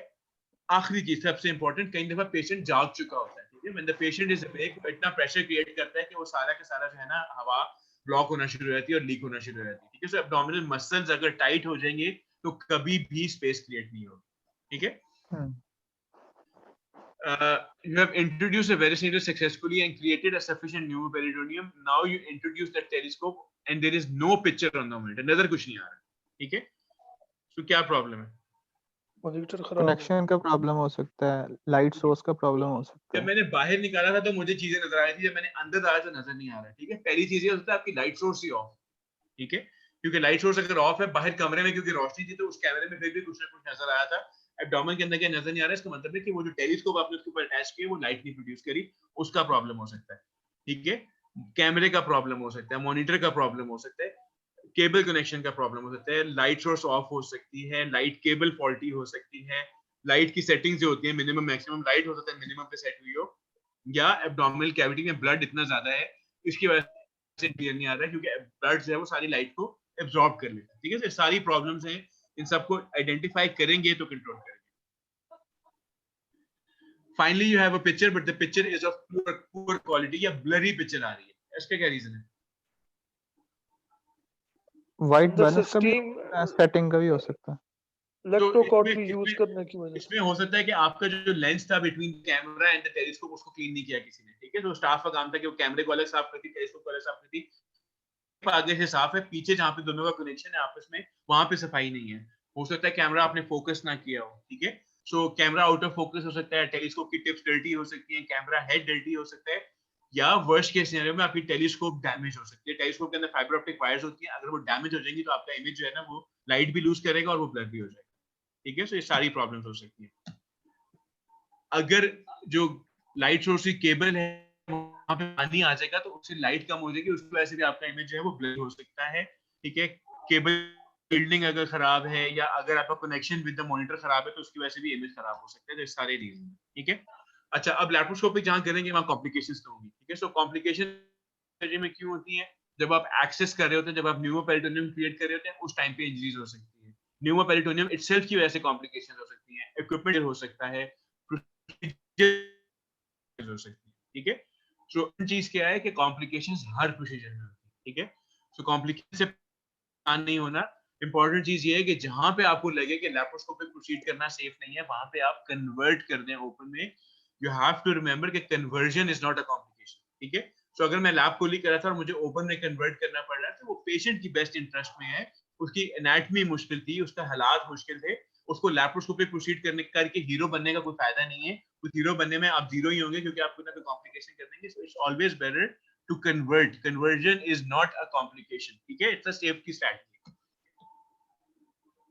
शोल्डर पेन की हम बात कर चुके हैं, it is because of port देते हैं, मसल रिलैक्सेंस दें और ऐसा ऐसा उसको रिकाउंसिल करें कि ये CO2 ऐसे एब्जॉर्ब होगी, हो जाएगी, पेशेंट सेटल हो जाता है।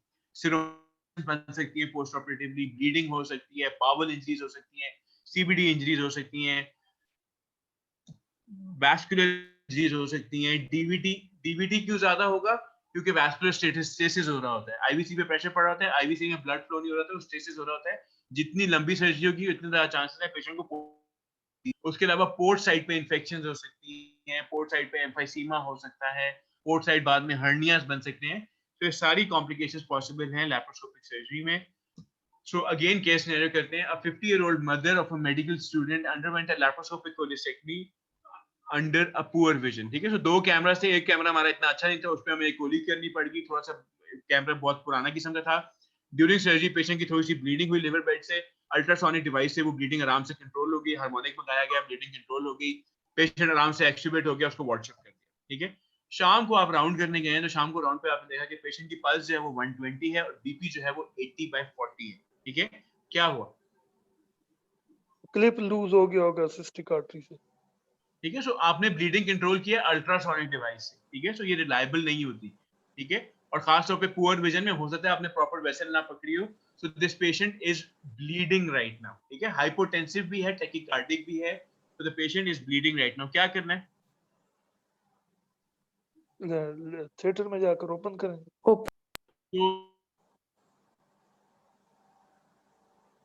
रेसिटेट करेंगे, ब्लड लगाएंगे, स्टेबल करेंगे और साथ अरेंज करके वहां पे जाके इसको ओपन भी कर सकते हैं। लैप्रोस्कोपी, वरना अगर आप सेफ, आपको लैप्रोस्कोपी अच्छी नहीं आती तो आप इसको आप ओपन करके इसको प्रॉपर तरीके से करें। Second surgery should always be a definitive surgery, उसमें आपको चांसेस नहीं लेने चाहिए। Case scenario 2, 33-year-old patient underwent a difficult lap chole, presented with high grade fever on 5th post operative day। आपने जब एग्जामिन किया तो उसको राइट हाइपोकॉन्ड्रियम में टेंडरनेस थी, उसके LFT डिरेंज्ड थे। क्या हुआ? CBD इंजरी है। सो अगर मैं सर्जन हूँ और मैं बड़ा कॉन्फिडेंट हूँ, मेरा सब कुछ ठीक किया था, मैं कहूंगा यार कोई बात नहीं, हल्का सा कोई बाइल लीक हुआ होगा या हीमेटोमा होगा, इसको कंजर्वेटिव रख लेते हैं, ठीक है। जो कोई और देख रहा होगा कि नहीं यार तेरे पेशेंट की CBD इंजरी हो गई है, ठीक है। सो कुछ भी हो सकता है इस पेशेंट में, CBD इंजरी भी हो सकती है, ब्लीडिंग भी हो सकती है, लिवर बेड से बाइल लीक भी हो सकता है। So we need to investigate. Patient ठीक नहीं, ठीक है। सो इस पेशेंट को इन्वेस्टिगेट करेंगे। क्यों हुआ? क्योंकि हमने प्रॉपर तरीके से ट्रायंगल ऑफ सेफ्टी को आइडेंटिफाई नहीं किया होगा, हमने हर चीज सेफ्टी देखी नहीं होगी, ठीक है। नॉर्मली ये नहीं इस केस में जी क्या करें, इस पेशेंट को ऑपरेट कर दें? नहीं सर, सर, MRCP अल्ट्रासाउंड करवाएंगे। कराएंगे, अल्ट्रासाउंड करा कर देखेंगे सिलेक्शन कितनी है। ड्रेन डालेंगे, अगर ड्रेन ब्लड है तो फिर परेशानी की बात नहीं, अगर वो ड्रेन बाद में ERCP करेंगे, सारा हमें पता है, डेकोरे पता है, लेकिन ये कि इसको पेशेंट एंड ड्रेनेज की definitely 45-year-old male underwent a laparoscopic ventral hernia repair, presented on the 5th day with a swelling. The resident came rushing to you, speaking in your ears quietly. Sir, उसको तो recurrence हो गई है, ठीक है। तो क्या हुआ है?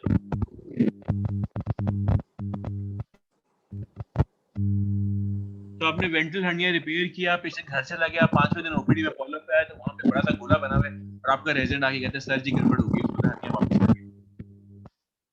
What do you think has happened? वो court side hernia So this is not court side hernia. हम उसी hernia, हम mental hernia का पैराम्लाइकल hernia था, उसको हमने रिपेयर किया, मैश लगाया, सारा कुछ किया, वहां पे दोबारा वही गोला बना हुआ है. तो this is a seroma, ठीक है? क्योंकि जब आप mental hernias रिपेयर करते हैं तो आपको पूरी sac एक्सरसाइज नहीं कर सकते, sac सारी बड़ी पड़ी होती है. ये seromas बनते हैं, जो पेशेंट को भी यही लग रहा होता है कि पूरा बन गया, मेरा दोबारा बन गया. उसका बेस्ट तरीका ये होता है कि आप पेशेंट को रीअश्योर करते हैं, उसको स्टेराइल तरीके से सेरोमा को एस्पेक्ट करते हैं और हल्की सी प्रेशर ड्रेसिंग कर देते हैं ताकि वो कैविटी को ना हो. ठीक है?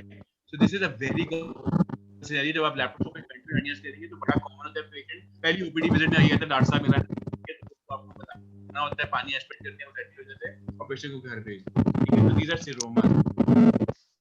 25-year-old female underwent laparoscopic technique. First post-op day, she has severe pain in the lower abdomen. Pulse 100 है, 30/80 है, bowel sounds नहीं आ रही, और she has localized tenderness in the right direction. क्या हुआ?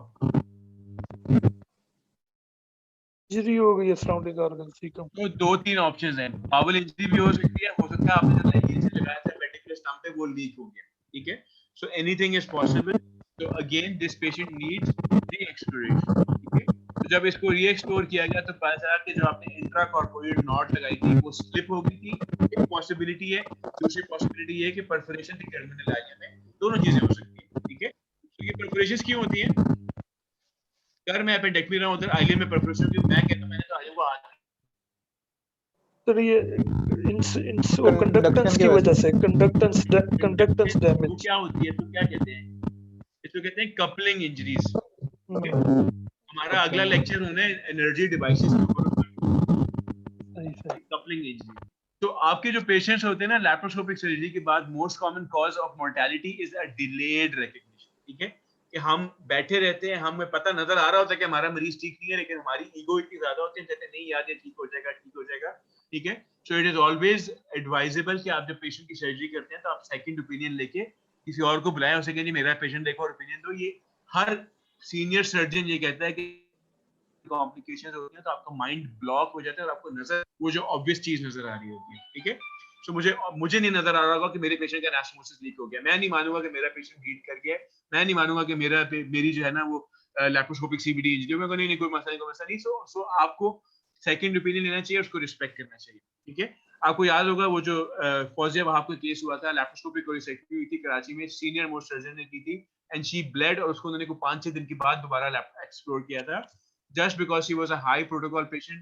ठीक है? सीनियर सर्जन था तो उनको यही खौफ था कि यार एमवी को दोबारा एक्सप्लोर करेंगे तो बड़ी बदनामी होगी या बड़ा शोर मचेगा, लेकिन नहीं करना चाहिए. ठीक है? सो अपनी ईगो को साइड पे रखना चाहिए. पेशेंट के बेस्ट इंटरेस्ट में जो चीज है आपको वो करनी चाहिए.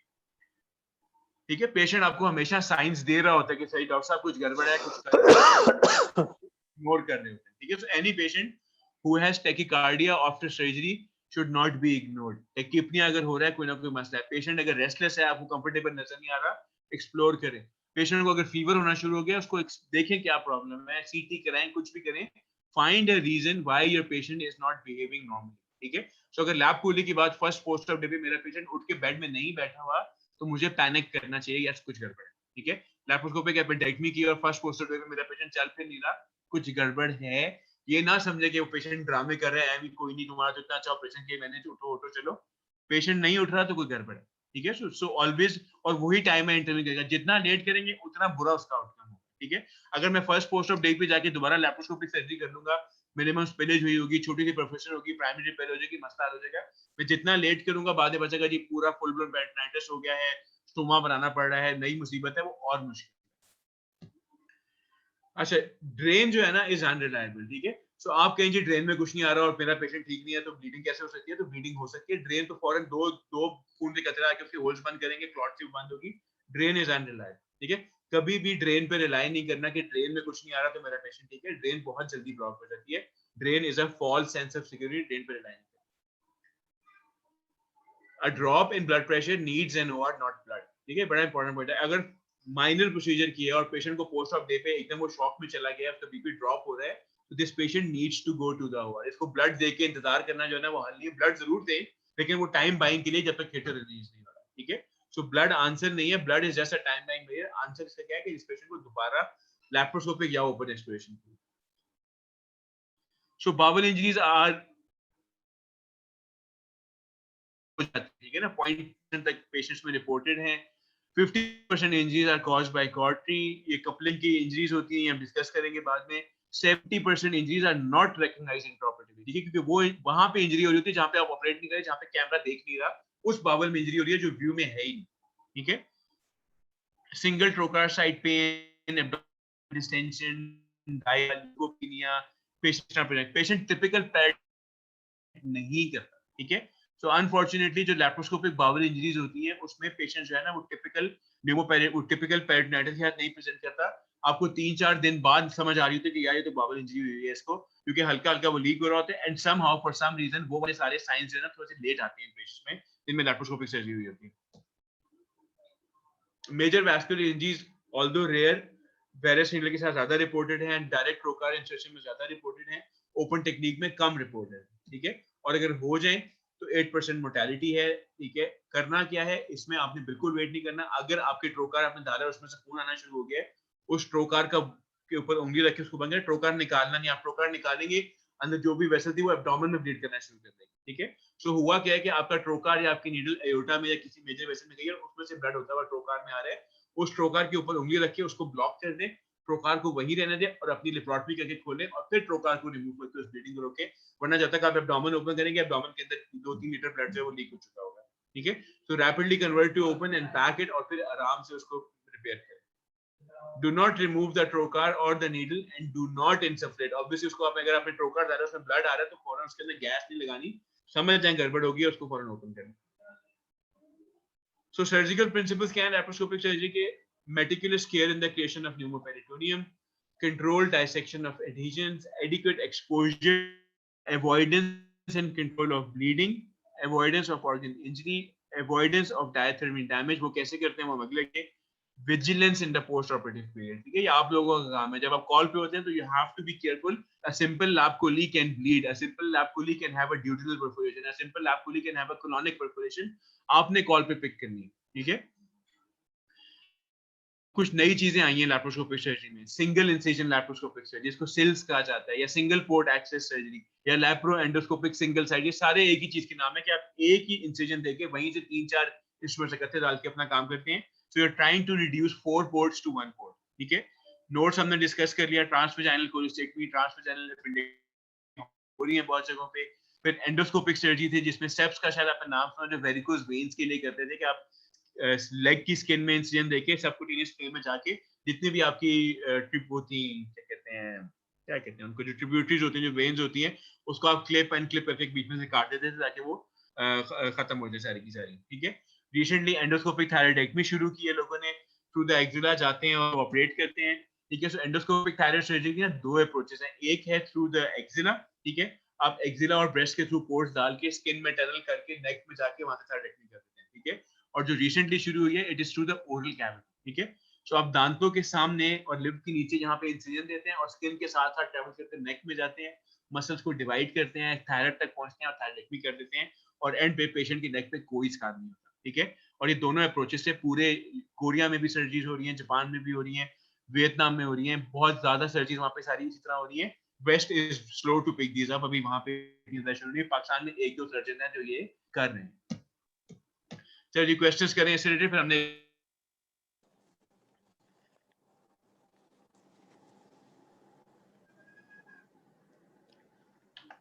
सर कोलिसिक्सेक्टमी या फिर appendectomy Laparoscopic pregnant surgery- lady में कैसे करेंगे?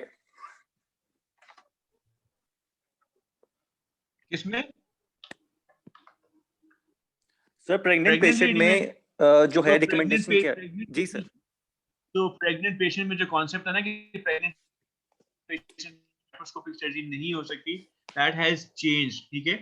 थर्ड ट्राइमेस्टर में भी लैप्रोस्कोपी की है, लेकिन ऑब्वियसली थर्ड ट्राइमेस्टर में स्पेस कर सकते हैं।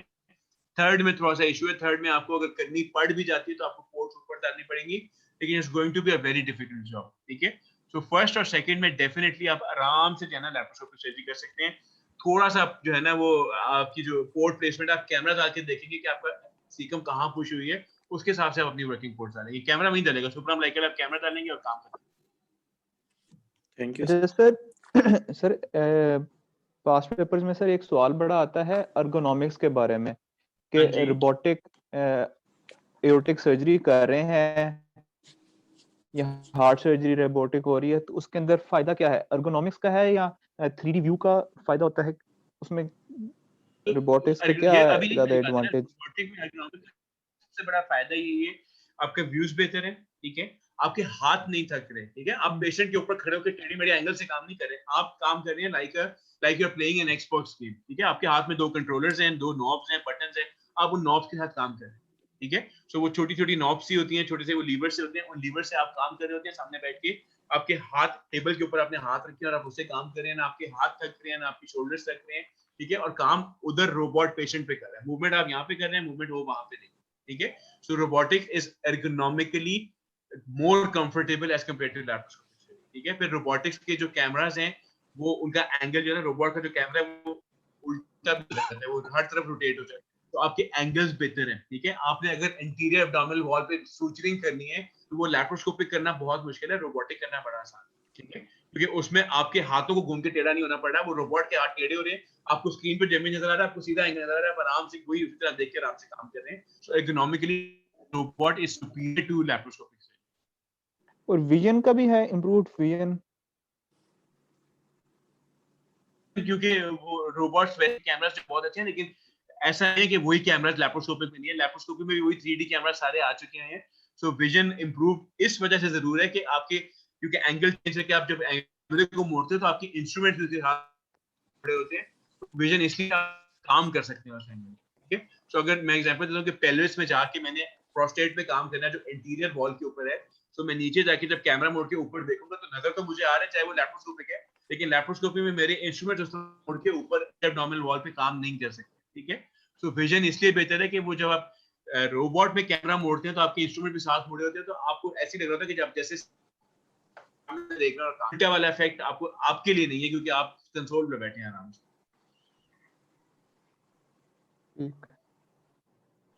अच्छा, अगला जो टॉपिक कवर करना है, it is regarding stippling devices, staplers जो हम यूज करते हैं ओपन सर्जरी में या लैप्रो सर्जरी में। सो so, स्टेपलर्स जो है ना, इसके ऊपर कुछ एमसीक्यूज भी आ सकते हैं, अब सारा जो फ्यूचर है वो स्टेपलिंग डिवाइसेस के ऊपर है।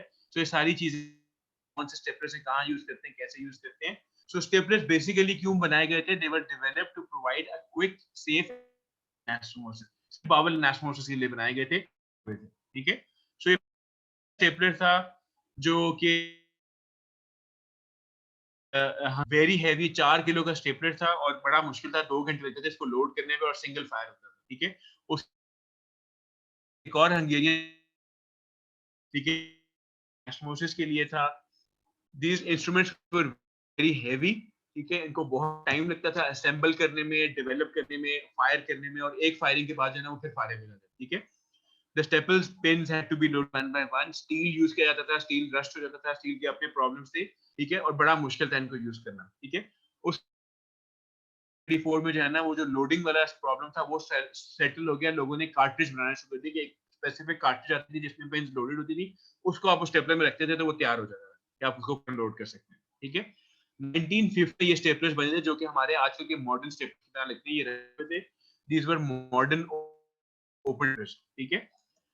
उसके बाद जो है ना आहिस्ता आहिस्ता इम्प्रूव होते गए और 1976 में एथिकॉन आया और 1989 में टाइटेनियम यूज होना शुरू हुआ in in place of stainless.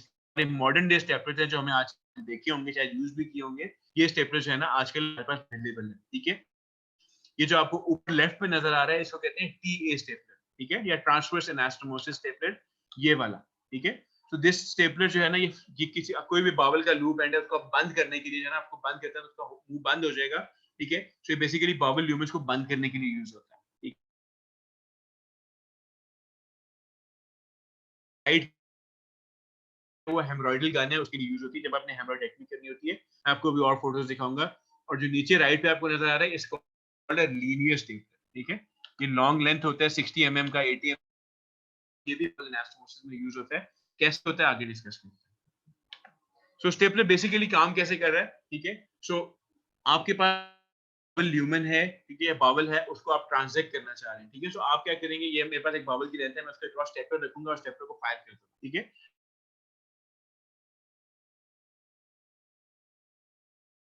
वो स्टेपलर की आपकी एक आवाज रो, बहुत कट दो कट के रो, आ रही है। तीन रो इधर फायर की और काट देता है, ठीक है। अब ठीक आ रही है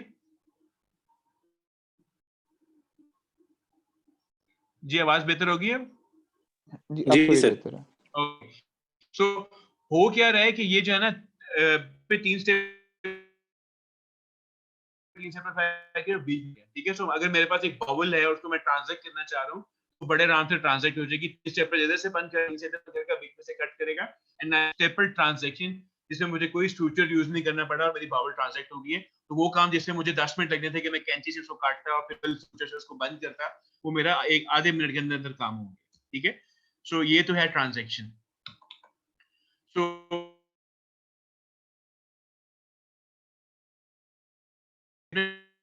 आपने वेसल की ट्रांजैक्शन के लिए यूज करते हैं, वैस्कुलर स्टेपलिंग डिवाइस उसके होगा, स्टेपलर यूज कर रहे हैं। स्टेपलर्स क्यों यूज करना है, व्हाई यूज अ स्टेपलर जब आप सूचर कर सकते हैं? तो सबसे इंपॉर्टेंट चीज है टाइम, ठीक है, कि स्टेपलर्स जो हैं वो ऑपरेटिव टाइम को कम करते हैं। They provide a reliable reproduce. अगर हैंड्स ऑन एनास्टोमोसिस मैं करूंगा, आप करेंगे, प्रोफेसर करेगा, उनकी कंसिस्टेंसी में फर्क होगा, ठीक है। स्टेपल्ड एनास्टोमोसिस अगर मैंने किया है, मेरे रेजिडेंट ने किया है, मेरे हाउस ऑफिसर ने किया है, वो एक ही जैसा। बावल आपने साइडों पे रखी और आपने ना किया, कोई भी फायर करेगा वो स्टेपल्ड एनास्टोमोसिस वैसा ही।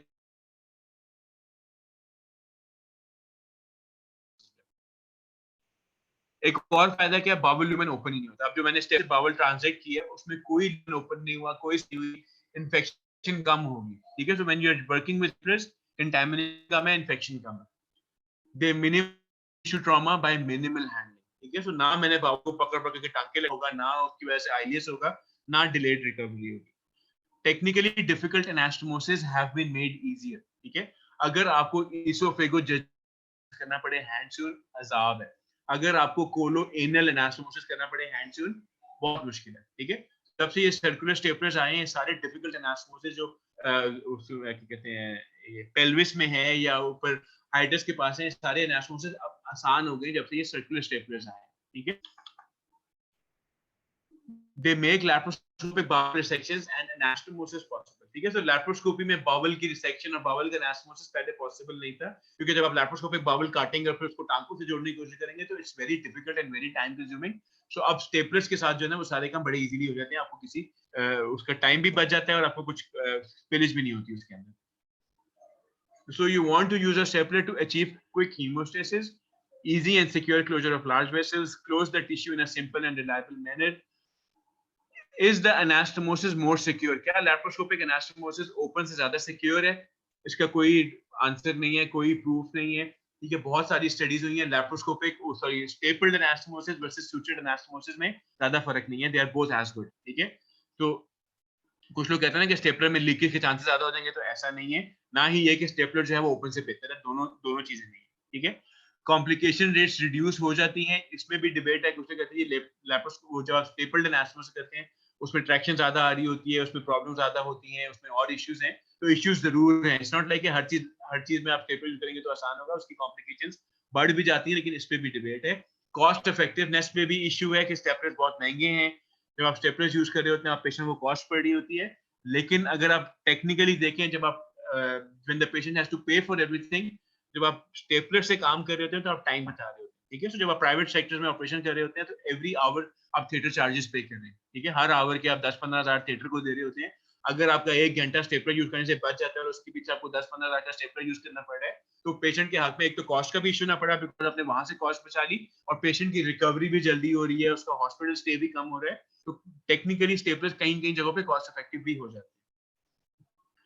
सो जब आप जो स्टेपलर है ना, आपका स्टेपलर के अंदर जो पिन्स होती हैं वो इस तरह लोडेड पड़ी होती है, ठीक है। और जब आप उसको फायर करते हैं तो it is suppose to go into this form, इस शेप में, उसको बी शेप में उसको चले जाना चाहिए। This B shape is what is recommended कि बी शेप में उसको बंद होना चाहिए।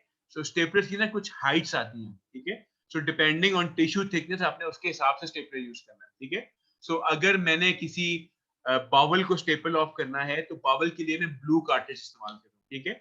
सो अगर मेरी बावल की थिकनेस है 1 mm जो कि नॉर्मली होती है, तो 1 mm थिकनेस पे जब स्टेपलर फायर किया जाएगा तो वो प्रॉपर बी कॉन्फ़िगरेशन उसकी बनेगी, ठीक है। अगर मेरी बावल होती थिकन, ठीक है, या जैसे स्टमक की वॉल होती है, अगर मैं स्टमक वॉल पे ये ब्लू कार्ट्रिज यूज करूंगा तो ये देखो ये बिल्कुल प्रॉपर बी नहीं बन रहा, स्टेपलर बंद नहीं हो रहा, ठीक है। और अगर मैं और ज्यादा थिक टिश्यू के ऊपर इस ब्लू कार्ट्रिज यूज करूंगा तो वो तो बिल्कुल ही फायर नहीं करेगी, ठीक है। सो आपने टिश्यू थिकनेस के हिसाब से कार्ट्रिज यूज करनी होती है, ठीक है। सो व्हाइट इज फॉर वेसल्स, ठीक है, वेसल्स की थिकनेस 0.5 या 1 mm से कम होती है। सो व्हाइट पे, वेसल्स पे आप व्हाइट कार्ट्रिज यूज करेंगे, बावल पे आप ब्लू कार्ट्रिज यूज करेंगे, स्टमक या गैस्ट्रिक पे आप ग्रीन कार्ट्रिज यूज करते हैं। तो उसी के हिसाब से कलर्स को मैच किया गया कि vessel and white, bowel and blue, gastric and green, ठीक है। तो आप उस तरह कलर्स यूज करते हैं, आप टिश्यू थिकनेस के हिसाब से उसका कलर्स यूज करते हैं, ठीक है।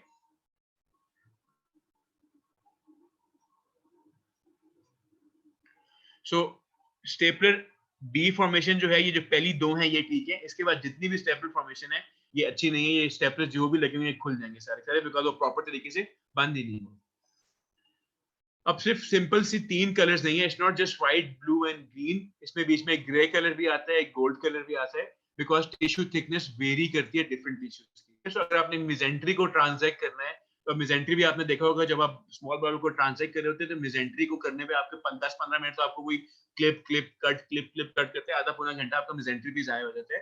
तो उसको बचाने के लिए भी ग्रे कार्ट्रिज आ गया कि आप पूरी मिजेंट्री के ऊपर ग्रे कलर का कार्ट्रिज फाइल करते हैं, ठीक है।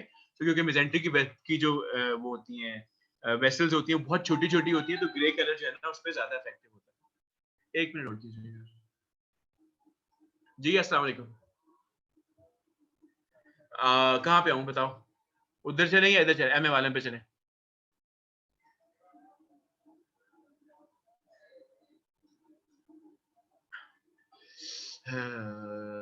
मन के खाना है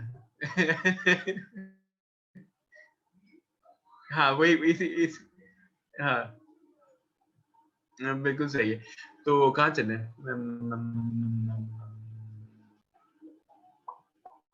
तो तुम बताओ, कहीं भी चलते हैं।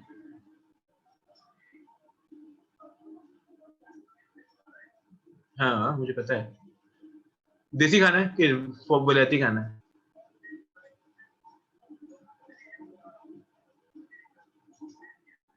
देसी अच्छा है, फिर स्पाइस बाजार चलते हैं।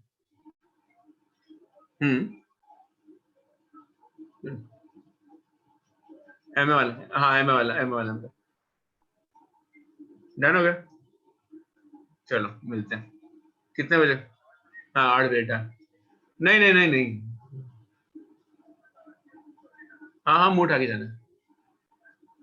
हाँ। किधर? वो तो 50 लोग भी तो 50 गए होंगे ना तुम लोग। 3 लोगों पे क्या उन्होंने कहना है? और कौन है? कोई और भी है? चलो ठीक है, ओके जी। Grey, white, blue, gold and green, ठीक है। सो ग्रे जो है वो मिजेंट्री के लिए, व्हाइट जो है वो वेसल्स के लिए, ब्लू और गोल्ड जो है वो स्टमक के लिए, सॉरी ब्लू बावल के लिए, गोल्ड एंड ग्रीन जो है वो स्टमक के लिए, ठीक है। स्टमक की थिकनेस जो है ना वो डिफरेंट एरियाज पे डिफरेंट थिकनेस है, इसलिए स्टमक के ये डिफरेंट किस्म के स्टेपलर्स है, ठीक है। सो स्टमक का प्रॉब्लम क्या है कि स्टमक की थिकनेस जो फंडस पे है वो बिल्कुल स्मॉल बावल की तरह है, जो बीच में है वो थोड़ी सी थिकनेस बढ़ जाती है, और जो एंट्रम की थिकनेस है वो और ज्यादा, ठीक है। सो नॉर्मली जब आप स्लीव गेस्ट्रेक्टमी करते हैं, जब आप बावल की स्टमक की सेक्शन कर रहे होते हैं बेरियाट्रिक सर्जरी में, सो आप डिफरेंट किस्म के स्टेपलर यूज करते हैं। You start with green, then you move to gold and then you move to blue, ठीक है। सो पहले 2 आप ग्रीन स्टेपलर लगा रहे होते हैं, फिर आप 2 गोल्डन लगाते हैं, फिर आप 2 ब्लू लगा रहे होते हैं। तो आप डिफरेंट थिकनेस के हिसाब से वो लगा रहे होते हैं ताकि प्रॉब्लम ना हो, ठीक है। सो इसी वजह से इंपॉर्टेंट है कि आपको अपने टिश्यू पता होना चाहिए जहां पे आप आवाज नहीं आ रही सर। म्यूट आ रही है आपको? अमीन आपको बाकी लोगों को आवाज आ रही है? यस सर आ रही है। मैं फिर से रिपीट करता हूँ। सो आपके जी पास जो स्टमक है ना, स्टमक की थिकनेस वेरी करती है across its entire length. Fundus की हाइट कम है और थिकनेस कम है। Fundus is just like small bowel, ठीक है। जो upper part of the stomach है, जो mid part of the stomach है वो थोड़ा सा थिक होना शुरू होता है, उसकी थिकनेस 2.3 mm तक चली जाती है। और जो डिस्टल पार्ट है वो जो एंट्रम होता है, क्योंकि वहां पे सारी ग्राइंडिंग हो रही होती है फूड की, उसकी थिकनेस और ज्यादा होती है, ठीक है। सो फॉर एन एग्जांपल, अगर आपने स्लीव गेस्ट्रेक्टमी करनी है तो उसमें जब आप स्टेपलर्स यूज करते हैं तो आप नीचे एंट्रम से स्टेपलर शुरू करते हैं, तो एंट्रम पे जो आप स्टेपलर लगा देते हैं वो ग्रीन कलर का आप लगाते हैं, उसके बाद आप गोल्डन लगाते हैं, उसके बाद आप ऊपर जब आते हैं फंडस पे तो फिर आप ब्लू कलर का लगाते हैं, ठीक है। So this is how you decide कि आपने कौन सी थिकनेस पे कौन सा कलर यूज करना है। सो इसके लिए इंपॉर्टेंट है कि आपको पता होना चाहिए कि आप जिस टिश्यू पे स्टेपलर लगा रहे हैं उसकी थिकनेस कितनी है।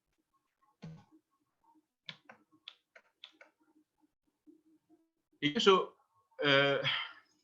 सो ये हमने डिस्कस कर लिया। Grey is for mesentery, white is for vessel, blue is for bowel, golden and green is for gastric, और एक ब्लैक आ गया है जो कि थिक वॉल्ड स्टमक्स पे यूज करते हैं, वो स्टमक जिसमें किसी ने एसिड पिया हुआ था, स्टमक वॉल हुआ है, यानी कि ग्रीन से भी अगर मोटी थिकनेस है तो फिर आप ब्लैक यूज कर सकते हैं। ठीक है।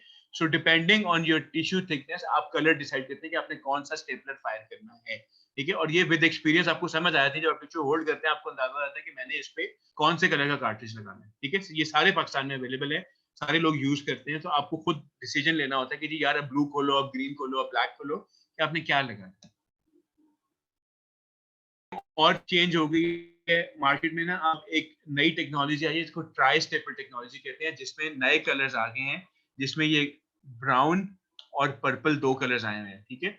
सो इनमें क्या हो रहा है कि इनमें जो है ना ओवरलैप है स्टेपलर्स का, थोड़ा सा डिफिकल्ट कॉन्सेप्ट है, मैं आपको आगे अगली साइड पे दिखाता हूँ। so, इसमें अब क्या हो रहा है कि जो आपका स्टेपलर है ना, उसमें जो 3 स्टेपल्स थे, उन तीनों स्टेपलर्स की हाइट अलग अलग कर दी गई है। ठीक है। सो आपकी जो सेंटर वाली पेन है उसकी हाइट जो है ना वो व्हाइट वाली है, जो साइड उसके बाद वाली पेन है उसकी हाइट जो है वो ब्लू वाली है, उसके बाद वाली जो पेन है उसकी हाइट जो है वो ग्रीन वाली है।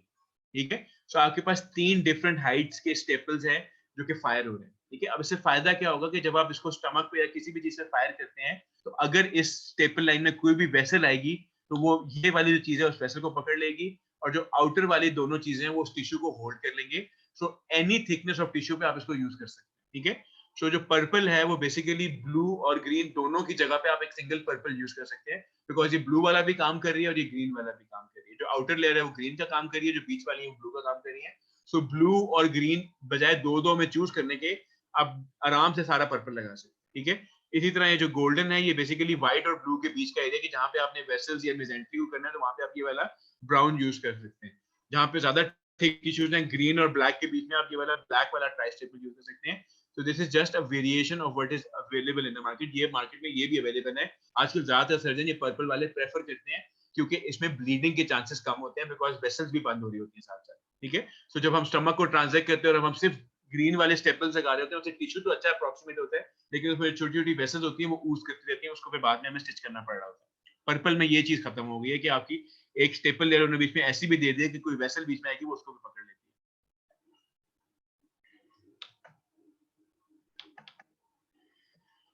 तो हमारे पास जो स्टेपलर्स अवेलेबल है, हमने पहले बात की थी, एक हमारे पास टीए या ट्रांसवर्स एनास्टोमोसिस स्टेपलर है। ये क्या करता है, ये सिंपली आप बावल एंड को अगर आपने बंद करना है उसके लिए क्या करता है, ओपन बावल का एंड पड़ा है इसके ऊपर उसको फायर करें, ठीक है, उसको मुंह बंद कर देगा। ठीक है। ये ट्रांजैक्ट नहीं करता। जो लीनियर कटर है ये बेसिकली ये ट्रांजैक्शन के लिए है कि 2 स्टेपल्स एक साइड पे, 2 स्टेपल्स एक साइड पे और बीच में इसके ब्लेड होता है, तो ये दोनों एंड्स को भी बंद करते हैं और ट्रांजैक्ट भी करते हैं। ठीक है। This is called linear cutter. और तीसरा सर्कुलर स्टेपलर है। सर्कुलर स्टेपलर में क्या हो रहा है कि 2 लेयर्स ऑफ स्टेपलर है, ये बेसिकली 2 ओपन ल्यूमेंस को आपस में एनास्टोमोस करने के लिए यूज होती है, इसको सर्कुलर स्टेपलर कहते हैं। ठीक है। सो यूज कैसे करते हैं, ठीक है। सो ये एक एग्जांपल है, ये आपकी जो है ना गैस्ट्रेक्टमी हो रही है। ठीक है। सो आपके पास स्टमक का स्पेसिमेन था, स्टमक को आपने सारा मोबिलाइज कर लिया, ये हिस्सा आप ट्रांसजेक्ट करना चाह रहे हैं, ये लीनियर कटर स्टेपलर आपने नीचे फायर किया। ठीक है। जब आपने फायर किया तो यहाँ पे एक स्टेपल लाइन की 3 स्टेपल्स आ गए, यहाँ पे स्टेपल्स आ गए और बीच में से ये हिस्सा कट गया। ठीक है। उसके बाद ये अभी थोड़ा सा और हिस्सा रहता है, इसको ये मेसेंट्री वाला हिस्सा रह गया सारा का सारा। ठीक है। सो इस पे उसने जो है टीए स्टेपलर फायर करके इसको ट्रांसजेक्ट कर दिया। ठीक है। सो आप कॉम्बिनेशन ऑफ स्टेपलर के साथ पार्शियल गैस्ट्रेक्टमी कर दी है इस पिक्चर के अंदर। अब इन्हीं स्टेपलर्स के साथ आप एनास्टोमोसिस भी कर सकते हैं इसी लीनियर स्टेपलर के साथ। ठीक है। सो अब सेंटर वाले इमेज को देखें, सेंटर वाले इमेज में क्या हो रहा है कि एक ये बावल का ल्यूमेन एम्प्टी पड़ा हुआ है और एक ये बावल का ल्यूमेन एम्प्टी पड़ा हुआ है, और इन दोनों ल्यूमेन के बीच में आपने एक लीनियर स्टेपलर डाल दिया। ठीक है। तो इस लीनियर स्टेपलर ने आप क्या किया कि इधर स्टेपल्स फायर किए, इधर स्टेपल्स फायर किए और बीच में से इसको काट दिया। ठीक है। तो इससे क्या हुआ कि ये जो दो अलग अलग ल्यूमेन्स थे, अलग पड़े थे, अब ये एक सिंगल ल्यूमेन बन गए। ठीक है। सो बेसिकली अब क्या होगा कि ये जो ऐसे बंद थे, आपने जब स्टेपलर फायर किया तो ये जोड़ के काट दिया और ये अलग हो गए। Now you have a single lumen and you have a side to side anastomosis. ठीक है। सो एक लीनियर कटर स्टेपलर से हमने साइड टू साइड एनास्टोमोसिस कर दिया। ठीक है, और बाद में आप इसको बंद करने के लिए इसके ऊपर एक और स्टेपलर फायर करके इसको ऊपर से ल्यूमेन बंद कर सकते हैं। ये बीच वाला ल्यूमेन ओपन हुआ है, ठीक है, और ऊपर से आप उसको बंद कर देंगे। सो आपके पास एंड पे जो कॉन्फ़िगरेशन आएगी, आपकी स्मॉल बबल ऐसे, ये एक लूप ऐसे आ रहा था, एक लूप ऐसे आ रहा था, ठीक है, और यहाँ से आपने उसको बंद कर दिया, ठीक है, और ये बीच में आपस में यहाँ से मिल चुके हैं, ठीक है। So you have a side to side anastomosis, ठीक है। सो थे दोनों बावल के एंड्स, उन दोनों एंड्स को आपने यूं रखा और आपस में जोड़ दिया। इसको साइड टू साइड एनास्टोमोसिस भी कहते हैं, या इसको functional end to end anastomosis भी कहते हैं कि टेक्निकली तो दो एंड्स है लेकिन एनास्टोमोसिस साइड टू साइड हुआ है। ये बात समझ आई है? थोड़ा कंफ्यूज हो रहे हैं? जी सर। हमीन समझ आई है? और कौन है साथ? जी सर। उबैद आपको समझ आई है? जी सर, ये आई है एंड टू एंड वाली। चलिए शुक्र है। राजिया आपको समझ आई है? जी सर, समझ आइए। ठीक है। अच्छा, दूसरा जो है ना, अब ये सर्कुलर स्टेपलर यूज हो रहा है। सर्कुलर स्टेपलर में क्या हो रहा है कि आप एंड टू एंड एनास्टोमोसिस करते हैं, ठीक है। सो आपका जो सर्कुलर स्टेपलर का एक पार्ट होता है उसको एनविल कहते हैं, ठीक है। एनविल जो है ना एक बेसिकली मेटल का पीस सा होता है, उसके अंदर कोई स्टेपलर्स नहीं होते, वो ऐसे करके पीस होता है। उसको आप एक पर्स स्ट्रिंग लगा के बावल के अंदर डाल देते हैं जिसको आप एनास्टोमोस करना चाह रहे हैं, ठीक है। और ये जो डिस्टल रेक्टम का हमारा स्टम्प था, उसमें से हम सर्कुलर स्टेपलर डाल रहे हैं। नीचे एनस से सर्कुलर स्टेपलर एंटर होता है, ठीक है।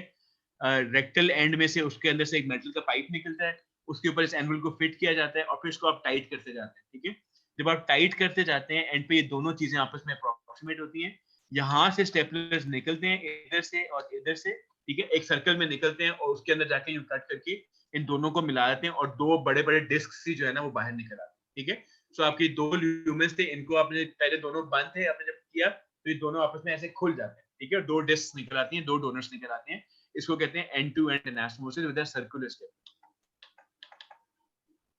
ठीक है। सो अब ये एग्जांपल है functional end to end anastomosis की। पिक्चर नंबर ए में दो बावल के ल्यूमेन पड़े हुए हैं, ओपन तरीके से साइड बाय साइड आ रही हैं। आपने एक लीनियर कटर स्टेपलर उसके अंदर डाला और इन दोनों का ल्यूमेन, सी पिक्चर में इन दोनों का ल्यूमेन मिल गया, एक सिंगल ल्यूमेन बन गया बड़ा सा, ठीक है। उसके बाद आपने एक और ट्रांसवर्स एनास्टोमोसिस स्टेपलर लेके उसको ल्यूमेन को बंद कर दिया, ठीक है। So this is a functional end to end anastomosis, ठीक है, जो वैसे तो कहने को साइड टू साइड और एंड टू एंड, ठीक है। ठीक है, ये हमारे सर्कुलर स्टेपलर्स हैं और ये सर्कुलर स्टेपलर्स एनास्टोमोसिस है। ये जरा बेहतर पिक्चर है। सो आपके पास एक कोलन का एंड है और एक आपके पास रेक्टम का एंड है और बीच में से हमने सारी इंटीरियर सेक्शन कर दी हुई है। सिग्मोइड कोलन भी निकाल दी है और प्रॉक्सिमल रेक्टम भी निकाल दिया, ठीक है।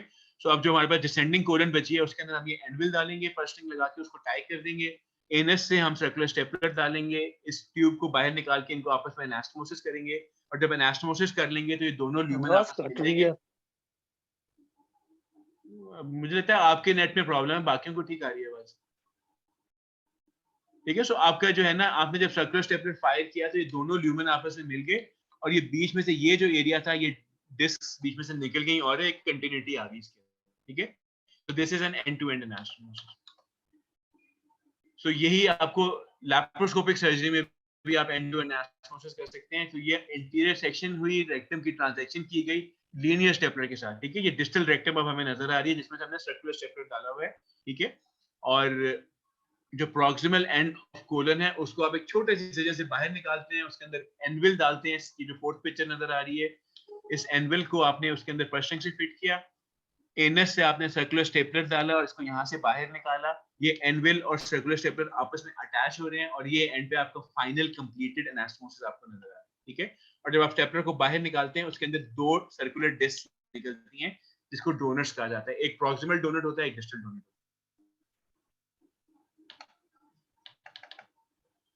सो ये स्लीव गैस्ट्रेक्टमी हो रही है जिसमें आप स्टमक सारा ट्रांसैक्ट कर रहे हैं विद स्टेपलर, ठीक है। इसके अलावा स्टेपलर जो हैं आप जब टोटल कोलेक्टमी करते हैं और आइलियोइनल पाउच बनाते होते हैं वो भी स्टेपलर से बनते हैं कि आप बावल को अपने ही ऊपर लूप करके उसको स्टेपलर से जोड़ देते हैं तो वो जे शेप्ड एनास्टोमोसिस बन जाता है, पाउच बन जाता है, ठीक है। सो उसको फिर बाद में आप सर्कुलर स्टेपलर से एंड टू एंड एनास्टोमोसिस कर देते हैं, ठीक है। तो सेंटर वाले इमेज में हमने एक जे पाउच बनाया लीनियर स्टेपलर से, उसके बाद हमने उस ओपनिंग में जहां से हमने स्टेपलर डाला था वहां पे पर्स स्ट्रिंग लगा के एनविल डाल दिया और फिर सर्कुलर स्टेपलर से एंड टू एंड आइलियो-एनल एनास्टोमोसिस कर दिया, ठीक है। आइलियो-एनल पाउच एनास्टोमोसिस, आईपीएए कहते हैं, आइलियल पाउच एनल एनास्टोमोसिस, ठीक है। उसके अलावा स्टेपलर्स कहाँ यूज करते हैं? डिस्टल पैंक्रियाटेक्टमी में यूज करते हैं लोग। पूरे पैंक्रियास को ब्लू लोड से आराम से ट्रांसैक्ट कर देते हैं, जहां पे पैंक्रियाटिक डक्ट नजर आती है उसको एक और सूचर लेके भी स्टिच कर देते हैं, ठीक है। वेस्कुलर ट्रांजैक्शन, ठीक है, ये पूरा स्प्लेनिक पेडिकल, कोई आर्टरी और वेन अलग अलग नहीं कर रहे, वाइट स्टेपलर से पूरा पेडिकल आपने आराम से डिवाइड कर दिया, ठीक है। लंग की लोबेक्टमी स्टेपलर के साथ हो रही है कि आपने जो ट्यूमर था उसको साइड पे किया और पूरे लंग को स्टेपलर से ट्रांसेक्ट कर दिया। लिवर लोबेक्टमी हो रही है, लिवर का पूरा ट्यूमर आपने साइड पे किया, स्टेपलर से उसको ट्रांसेक्ट कर दिया, ठीक है। सो स्टेपलर्स के बहुत सारे यूजेस हैं।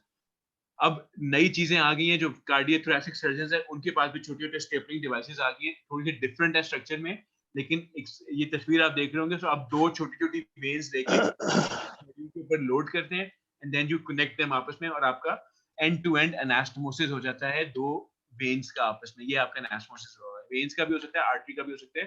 तो this is a stapled microvascular anastomosis, ठीक है। और स्किन स्टेपलर तो आप सबने आई एम श्योर यूज किया होगा। सो स्किन स्टेपलर भी is a kind of stippling device जो आप स्किन अप्रोक्सीमेशन के लिए यूज कर रहे होते हैं, ठीक है। अब सर्जिकल स्टेपलर सेफ है कि नहीं, इस पे बहुत सारी स्टडीज हो गई हैं, बहुत सारे इश्यूज भी हुए हैं, ठीक है। सो 2003 का डाटा है, 112 डेथ्स हुई थी बिकॉज ऑफ फॉल्टी स्टेपलर्स, ठीक है। 2180 मरीजों में अननेसेसरी इंजरीज हुई, 22,804 रिपोर्ट्स थी कि स्टेपलर फायर नहीं हुआ प्रॉपर तरीके से, ठीक है। So yes, these things have issues, ठीक है, लेकिन compare to the number of surgery, इससे ज्यादा इंजरीज तो आपकी बाकी सर्जरीज में भी हो जाती हैं। सो इट्स नॉट लाइक कि सारा फॉल्ट स्टेपलर्स का ये सारा कुछ हम उस पर डाल के स्टेपलर्स को यूज ना करें, फायदा भी बहुत ज्यादा है, ठीक है। मेटा रिव्यू है, कॉक्रेन रिव्यू है, जो शो करता है कि stapled versus hand sewn anastomosis में ओवरऑल लीक रेट्स जो है वो बराबर है। स्टेपल्ड में 13.4 है और हैंड स्यून में 13% है, तो कोई सिग्निफिकेंट फर्क नहीं है दोनों में, ठीक है। So stapled anastomosis is as safe as a hand sewn anastomosis. So हमें ये पता है कि हमें स्टेपल्ड एनास्टोमोसिस सीखने चाहिए, हमें आने चाहिए, बिकॉज सारा फ्यूचर जो है ना उस पर डिपेंड कर रहा है। व्हाई? बिकॉज एंड पे सबसे इंपॉर्टेंट चीज क्या है? Shorter operative and anaesthesia time, ठीक है। सो आपका ऑपरेटिव टाइम भी कम हो रहा है, आपका एनेस्थीसिया टाइम भी कम हो रहा है, बिकॉज जो आपने हैंड स्यून काम करने थे वो सारे जब आप स्टेपलर से करेंगे तो you will be quickly doing, ठीक है। स्टेपलिंग डिवाइसेस की कुछ कॉम्प्लिकेशंस हैं, ब्लीडिंग हो सकती है, इंट्राल्यूमिनल ब्लीडिंग हो सकती है, एक्स्ट्राल्यूमिनल ब्लीडिंग होती है। इंट्राल्यूमिनल का मतलब है कि जो आपने एनास्टोमोसिस किया था उसके अंदर ब्लीडिंग होना शुरू हो जाए, ठीक है। और एक्स्ट्राल्यूमिनल का मतलब है कि एब्डोमेन में ब्लीडिंग होना शुरू हो जाए। इस्कीमिया हो सकता है, गट एजेस का एनास्टोमोटिक लीक हो सकता है, स्ट्रिक्चर्स बन सकते हैं, और स्टेपल फेलियर हो सकता है कि आपने स्टेपलर फायर करना शुरू किया और स्टेपलर फायर ही नहीं हो, ठीक है। अब मैंने सर्कुलर एनास्टोमोसिस से कोलोइनल एनास्टोमोसिस करना है, जब मैं फायर करता हूँ वो फायर ही नहीं होता है, वो फंस जाता है। सो अनफॉर्चुनेटली अगर मेरा एक दफा स्टेपलर एनास्टोमोसिस फेल हो गया है तो उसके बाद मैं दोबारा नए स्टेपलर के साथ वहां पे दोबारा एनास्टोमोसिस करने के काबिल नहीं रहा, हो सकता है कि अब वो मेरा जो एंटीरियर सेक्शन था वो एपीआर पे कन्वर्ट करना पड़े, ठीक है। So device failure is a big issue. अगर डिवाइस फेलियर होगा तो पेशेंट का जो चांस था, एक चांस था उसका एनास्टोमोसिस का, वो उसका खत्म हो जाएगा। सो स्टेपलर्स में जो ब्लीडिंग होती है, वन बाय वन कॉम्प्लिकेशंस करके ना, ब्लीडिंग कब होती है? अगर आप प्रॉपर तरीके से स्टेपलर इस्तेमाल नहीं करते, अगर आप थिन टिश्यू पे थिक वाला स्टेपलर इस्तेमाल कर लें, ठीक है। अगर मैं स्मॉल बावल को ग्रीन स्टेपलर से काटूंगा वो डेफिनेटली ब्लीड भी करेगी, वो लीक भी करेगी, ठीक है, क्योंकि वो प्रॉपर तरीके से बंद ही नहीं हुई थी, स्टेपलर उसके प्रॉपर बंद ही नहीं हुए, ठीक है। So appropriate stapler knowledge of stapler बहुत इंपॉर्टेंट है, गुड टेक्निक इंपॉर्टेंट है। स्टेपलर नया होना चाहिए, जो हम बार बार 15-15 केसेस पे रीयूज कर रहे होते हैं स्टेपलर्स के, वो रिकमेंडेड नहीं है, वो प्रॉब्लम करता है, ठीक है। फॉल्टी सिलेक्शन ऑफ टिश्यू नहीं होना चाहिए, और गुड कॉन्फिडेंट एग्जीक्यूशन। जब आप स्टेपलर फायर करते हैं तो आपको जल्दी से उसको फायर कर देना चाहिए, जो हम अटक अटक के ऐसा ऐसा पुश कर रहे होते हैं वो भी रिकमेंडेड नहीं है, ठीक है। Optimal surgical stippling is more than just pulling the trigger, ठीक है। सो वो जो हमने पहले डिस्कस किया था कि टिश्यू हाइट वेरी करती है along the length of the stomach, ठीक है। अगर मैं सारी स्लीव सिर्फ ब्लू स्टेपलर्स लगा के करूं, सेफ नहीं है। अगर मैं सारी स्लीव सिर्फ ग्रीन स्टेपलर से करूंगा वो भी सेफ नहीं है। सो आपको स्टेपलर्स वेरी करने पड़ेंगे, ठीक है। सो ये जब तक आपके पास नॉलेज नहीं होगा तब तक आपको ये चीजें नहीं पता चलेंगी और आप ये कर नहीं सकेंगे। तो ये आपको लेफ्ट पे जो नजर आ रहा है ना, ये स्टेपलर की एग्जांपल दिखाई है कि अगर आप प्रॉपर स्टेपलर यूज करते हैं तो इस तरह आपको स्टेपलर लाइंस नजर आ रही होती हैं, और ये प्रॉपर इधर भी लाइंस लगी हुई हैं, इधर भी स्टेपलर लाइंस है, और ये बीच में ट्रांजेक्ट हो चुका हो, ठीक है। अगर मैंने पतला स्टेपलर यूज किया होता, लेट्स से ब्लू लगना चाहिए था, मैंने व्हाइट यूज किया, तो क्या होगा कि स्टेपलर सारे के सारे खुल गए, ठीक है। कोई स्टेपलर लाइन आपको नजर नहीं आ रही और दोनों ल्यूमेन ओपन पड़े हैं, and this is a disaster. This is because मैंने प्रॉपर स्टेपलर हाइट यूज नहीं की थी, ठीक है। तो मेरी जो थिकनेस है टिश्यू की और मेरे स्टेपलर की थिकनेस वो आपस में नहीं मिल रही, ठीक है। सो ट्रबल शूटिंग कैसे करनी है? जब भी आप स्टेपलर यूज करें उसके बाद स्टेपलर लाइन को देखें कि वो ब्लीड तो नहीं कर रही है, और अगर वो ब्लीड कर रही है तो उसको सूचर करें या उसके ऊपर लैगा क्लिप लगा के उस ब्लीडिंग को कंट्रोल करें। इंट्राल्यूमिनल ब्लीड को भी आप असेस कर सकते हैं, उसको आप देख सकते हैं। वो जो फंक्शनल एंड टू एंड एनास्मोसिस किया था, जब आप एनास्मोसिस करते हैं तो उसका ऊपर वाला ल्यूमेन बंद करने से पहले अंदर उसको इन्वर्ट करके देख लें कि अंदर वाली साइड पे ब्लीडिंग तो नहीं हो रही। फिर कुछ रीइंफोर्समेंट टेक्निक्स हैं, ठीक है, कि आपने जब स्टेपल फायर करनी है उसके बाद आप उसको अपनी स्टेपल लाइन को स्टूचर्स के साथ रीइंफोर्स कर सकते हैं, ठीक है। रीइंफोर्समेंट क्या होती है? रीइंफोर्समेंट जो है ना, कुछ ऐसी चीजें आती हैं जो स्टेपलर के ऊपर चढ़ा दी जाती हैं, ठीक है। सो इस पिक्चर में आपको ये स्टेपलर नजर आ रहा है जिसके ऊपर एक व्हाइट सा पेपर चढ़ा हुआ है, ठीक है। सो ये पेपर जो है ना, इसको सीम गार्ड कहते हैं, ठीक है। सो सीम गार्ड क्या चीज है? Seam guard is basically a coagulant device. एक ऐसा वो सेलुलोज होता है या उसके ऊपर कोएगुलेशन फैक्टर्स लगे होते हैं, आप उसको स्टेपलर के ऊपर चढ़ाते हैं। जब आप स्टेपलर फायर करते हैं तो स्टेपलर्स के साथ साथ जो है ना, ये स्टेपलर भी फायर हो रहे हैं और उसके ऊपर एक व्हाइट सा जो पेपर है ना, ये भी साथ चिपक गया है। इससे फायदा क्या होगा कि अगर वहां से हल्की फुल्की ब्लीडिंग होती है तो उसको उसी वक्त बटरस कर देते हैं, उसको कंट्रोल कर देते हैं, ठीक है। तो आप ये समझ लें कि इसके ऊपर आपने वो जो फिब्रिलार या सर्जिसेल आता है, ये आपने स्टेपल्स के ऊपर साथ फायर कर दिया उसके ऊपर, ठीक है। So this is one thing which is available in the market, ताकि अननेसेसरी ब्लीडिंग हो ही नहीं।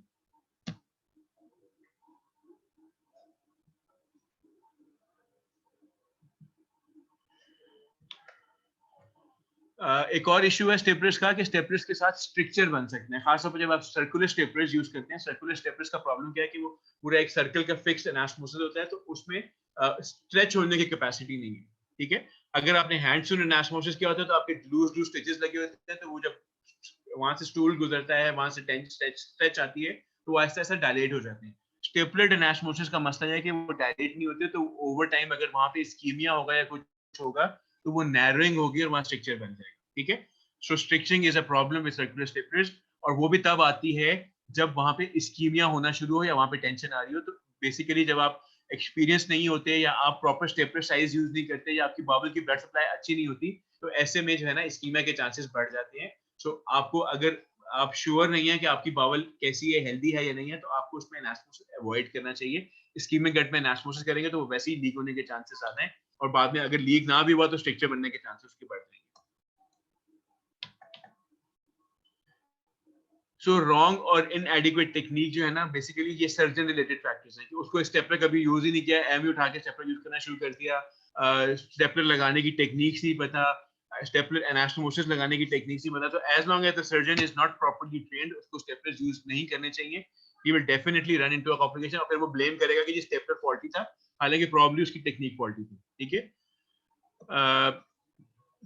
अब कुछ डिवाइस रिलेटेड कॉम्प्लिकेशन है, आपने स्टेपलर यूज किया, वो फायर ही नहीं कर रहा, ठीक है। हो सकता है उसमें स्टेपलर जो कैट्रिज है वो आपने प्रॉपर तरीके से इंसर्ट नहीं की, जो कैट्रिज इंसर्ट किया वो ऑलरेडी यूज थी, ठीक है। उसमें स्टेपलर में कुछ लॉकिंग मैकेनिज्म होते हैं, वो आपने वो ओपन नहीं किए, ठीक है। तो जब तक आप ये डिवाइस की आपको नॉलेज नहीं होगा, आप उसको प्रॉपर तरीके से इस्तेमाल नहीं कर सकते, ठीक है।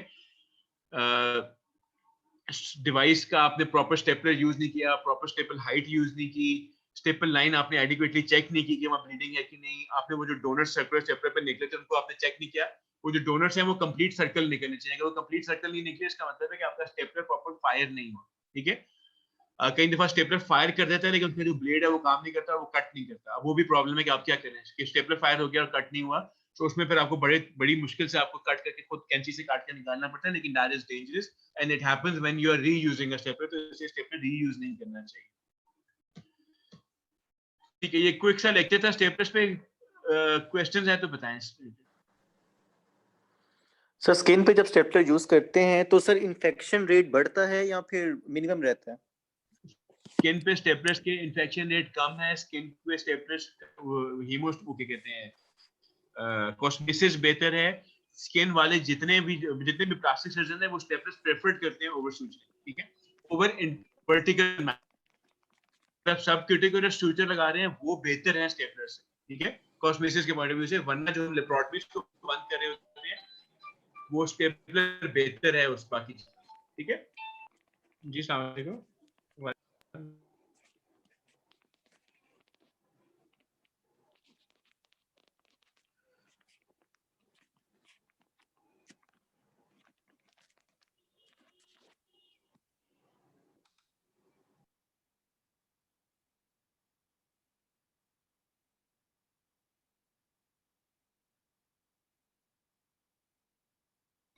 जी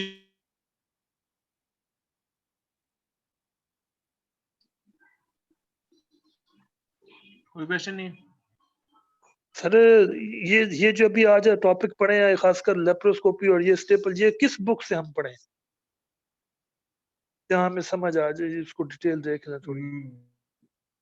उतना ही पढ़ लें और बाकी अच्छे सुन लें, काफी है। ठीक है, आपके वो जो एमसीक्यूज पास्ट पेपर्स में आते हैं वो काफी है। दूसरा, मैं आप लोगों को रिकमेंड करूंगा कि जो लोग पास्ट पेपर्स करते जा रहे हैं, जो हम पढ़ते हैं उससे रिलेटेड आपको कोई एमसीक्यूज मिलते हैं वो आप ग्रुप में डिस्कस कर लिया करें। ठीक है, आप लोगों को कंफ्यूजन क्लास में कि जी सर ये 2-3 एमसीक्यू से समझ नहीं आ रहे, उसके बारे में बता।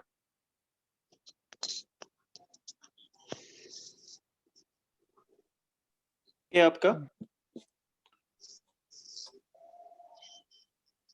सर नेक्स्ट लेक्चर में क्या पढ़ेंगे?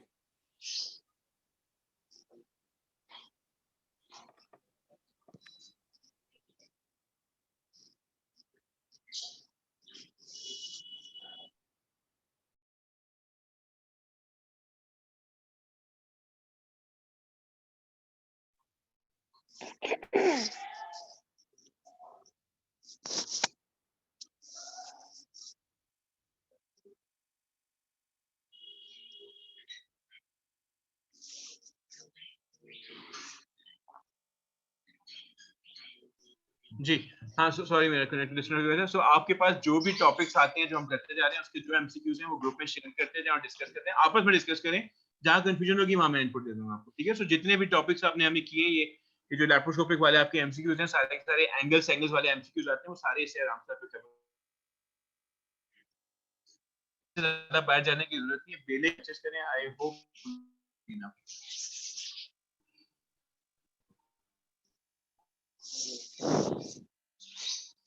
ग्रीन टी बना अगला देते जो हैं। हमारा लेक्चर है ना, वो हमने करना है एनर्जी डिवाइसेस के ऊपर। जितनी भी energy device, electrocautery, LigaSure, harmonic, ये सब कुछ हम डिस्कस करें। ठीक है, वो थोड़ा बड़ा लेक्चर है, वो 2-2.5 घंटे में चलेगा। स्टार्ट करेंगे मंडे को। चलिए, और क्वेश्चन नहीं है तो अल्लाह हाफिज। अल्लाह हाफिज।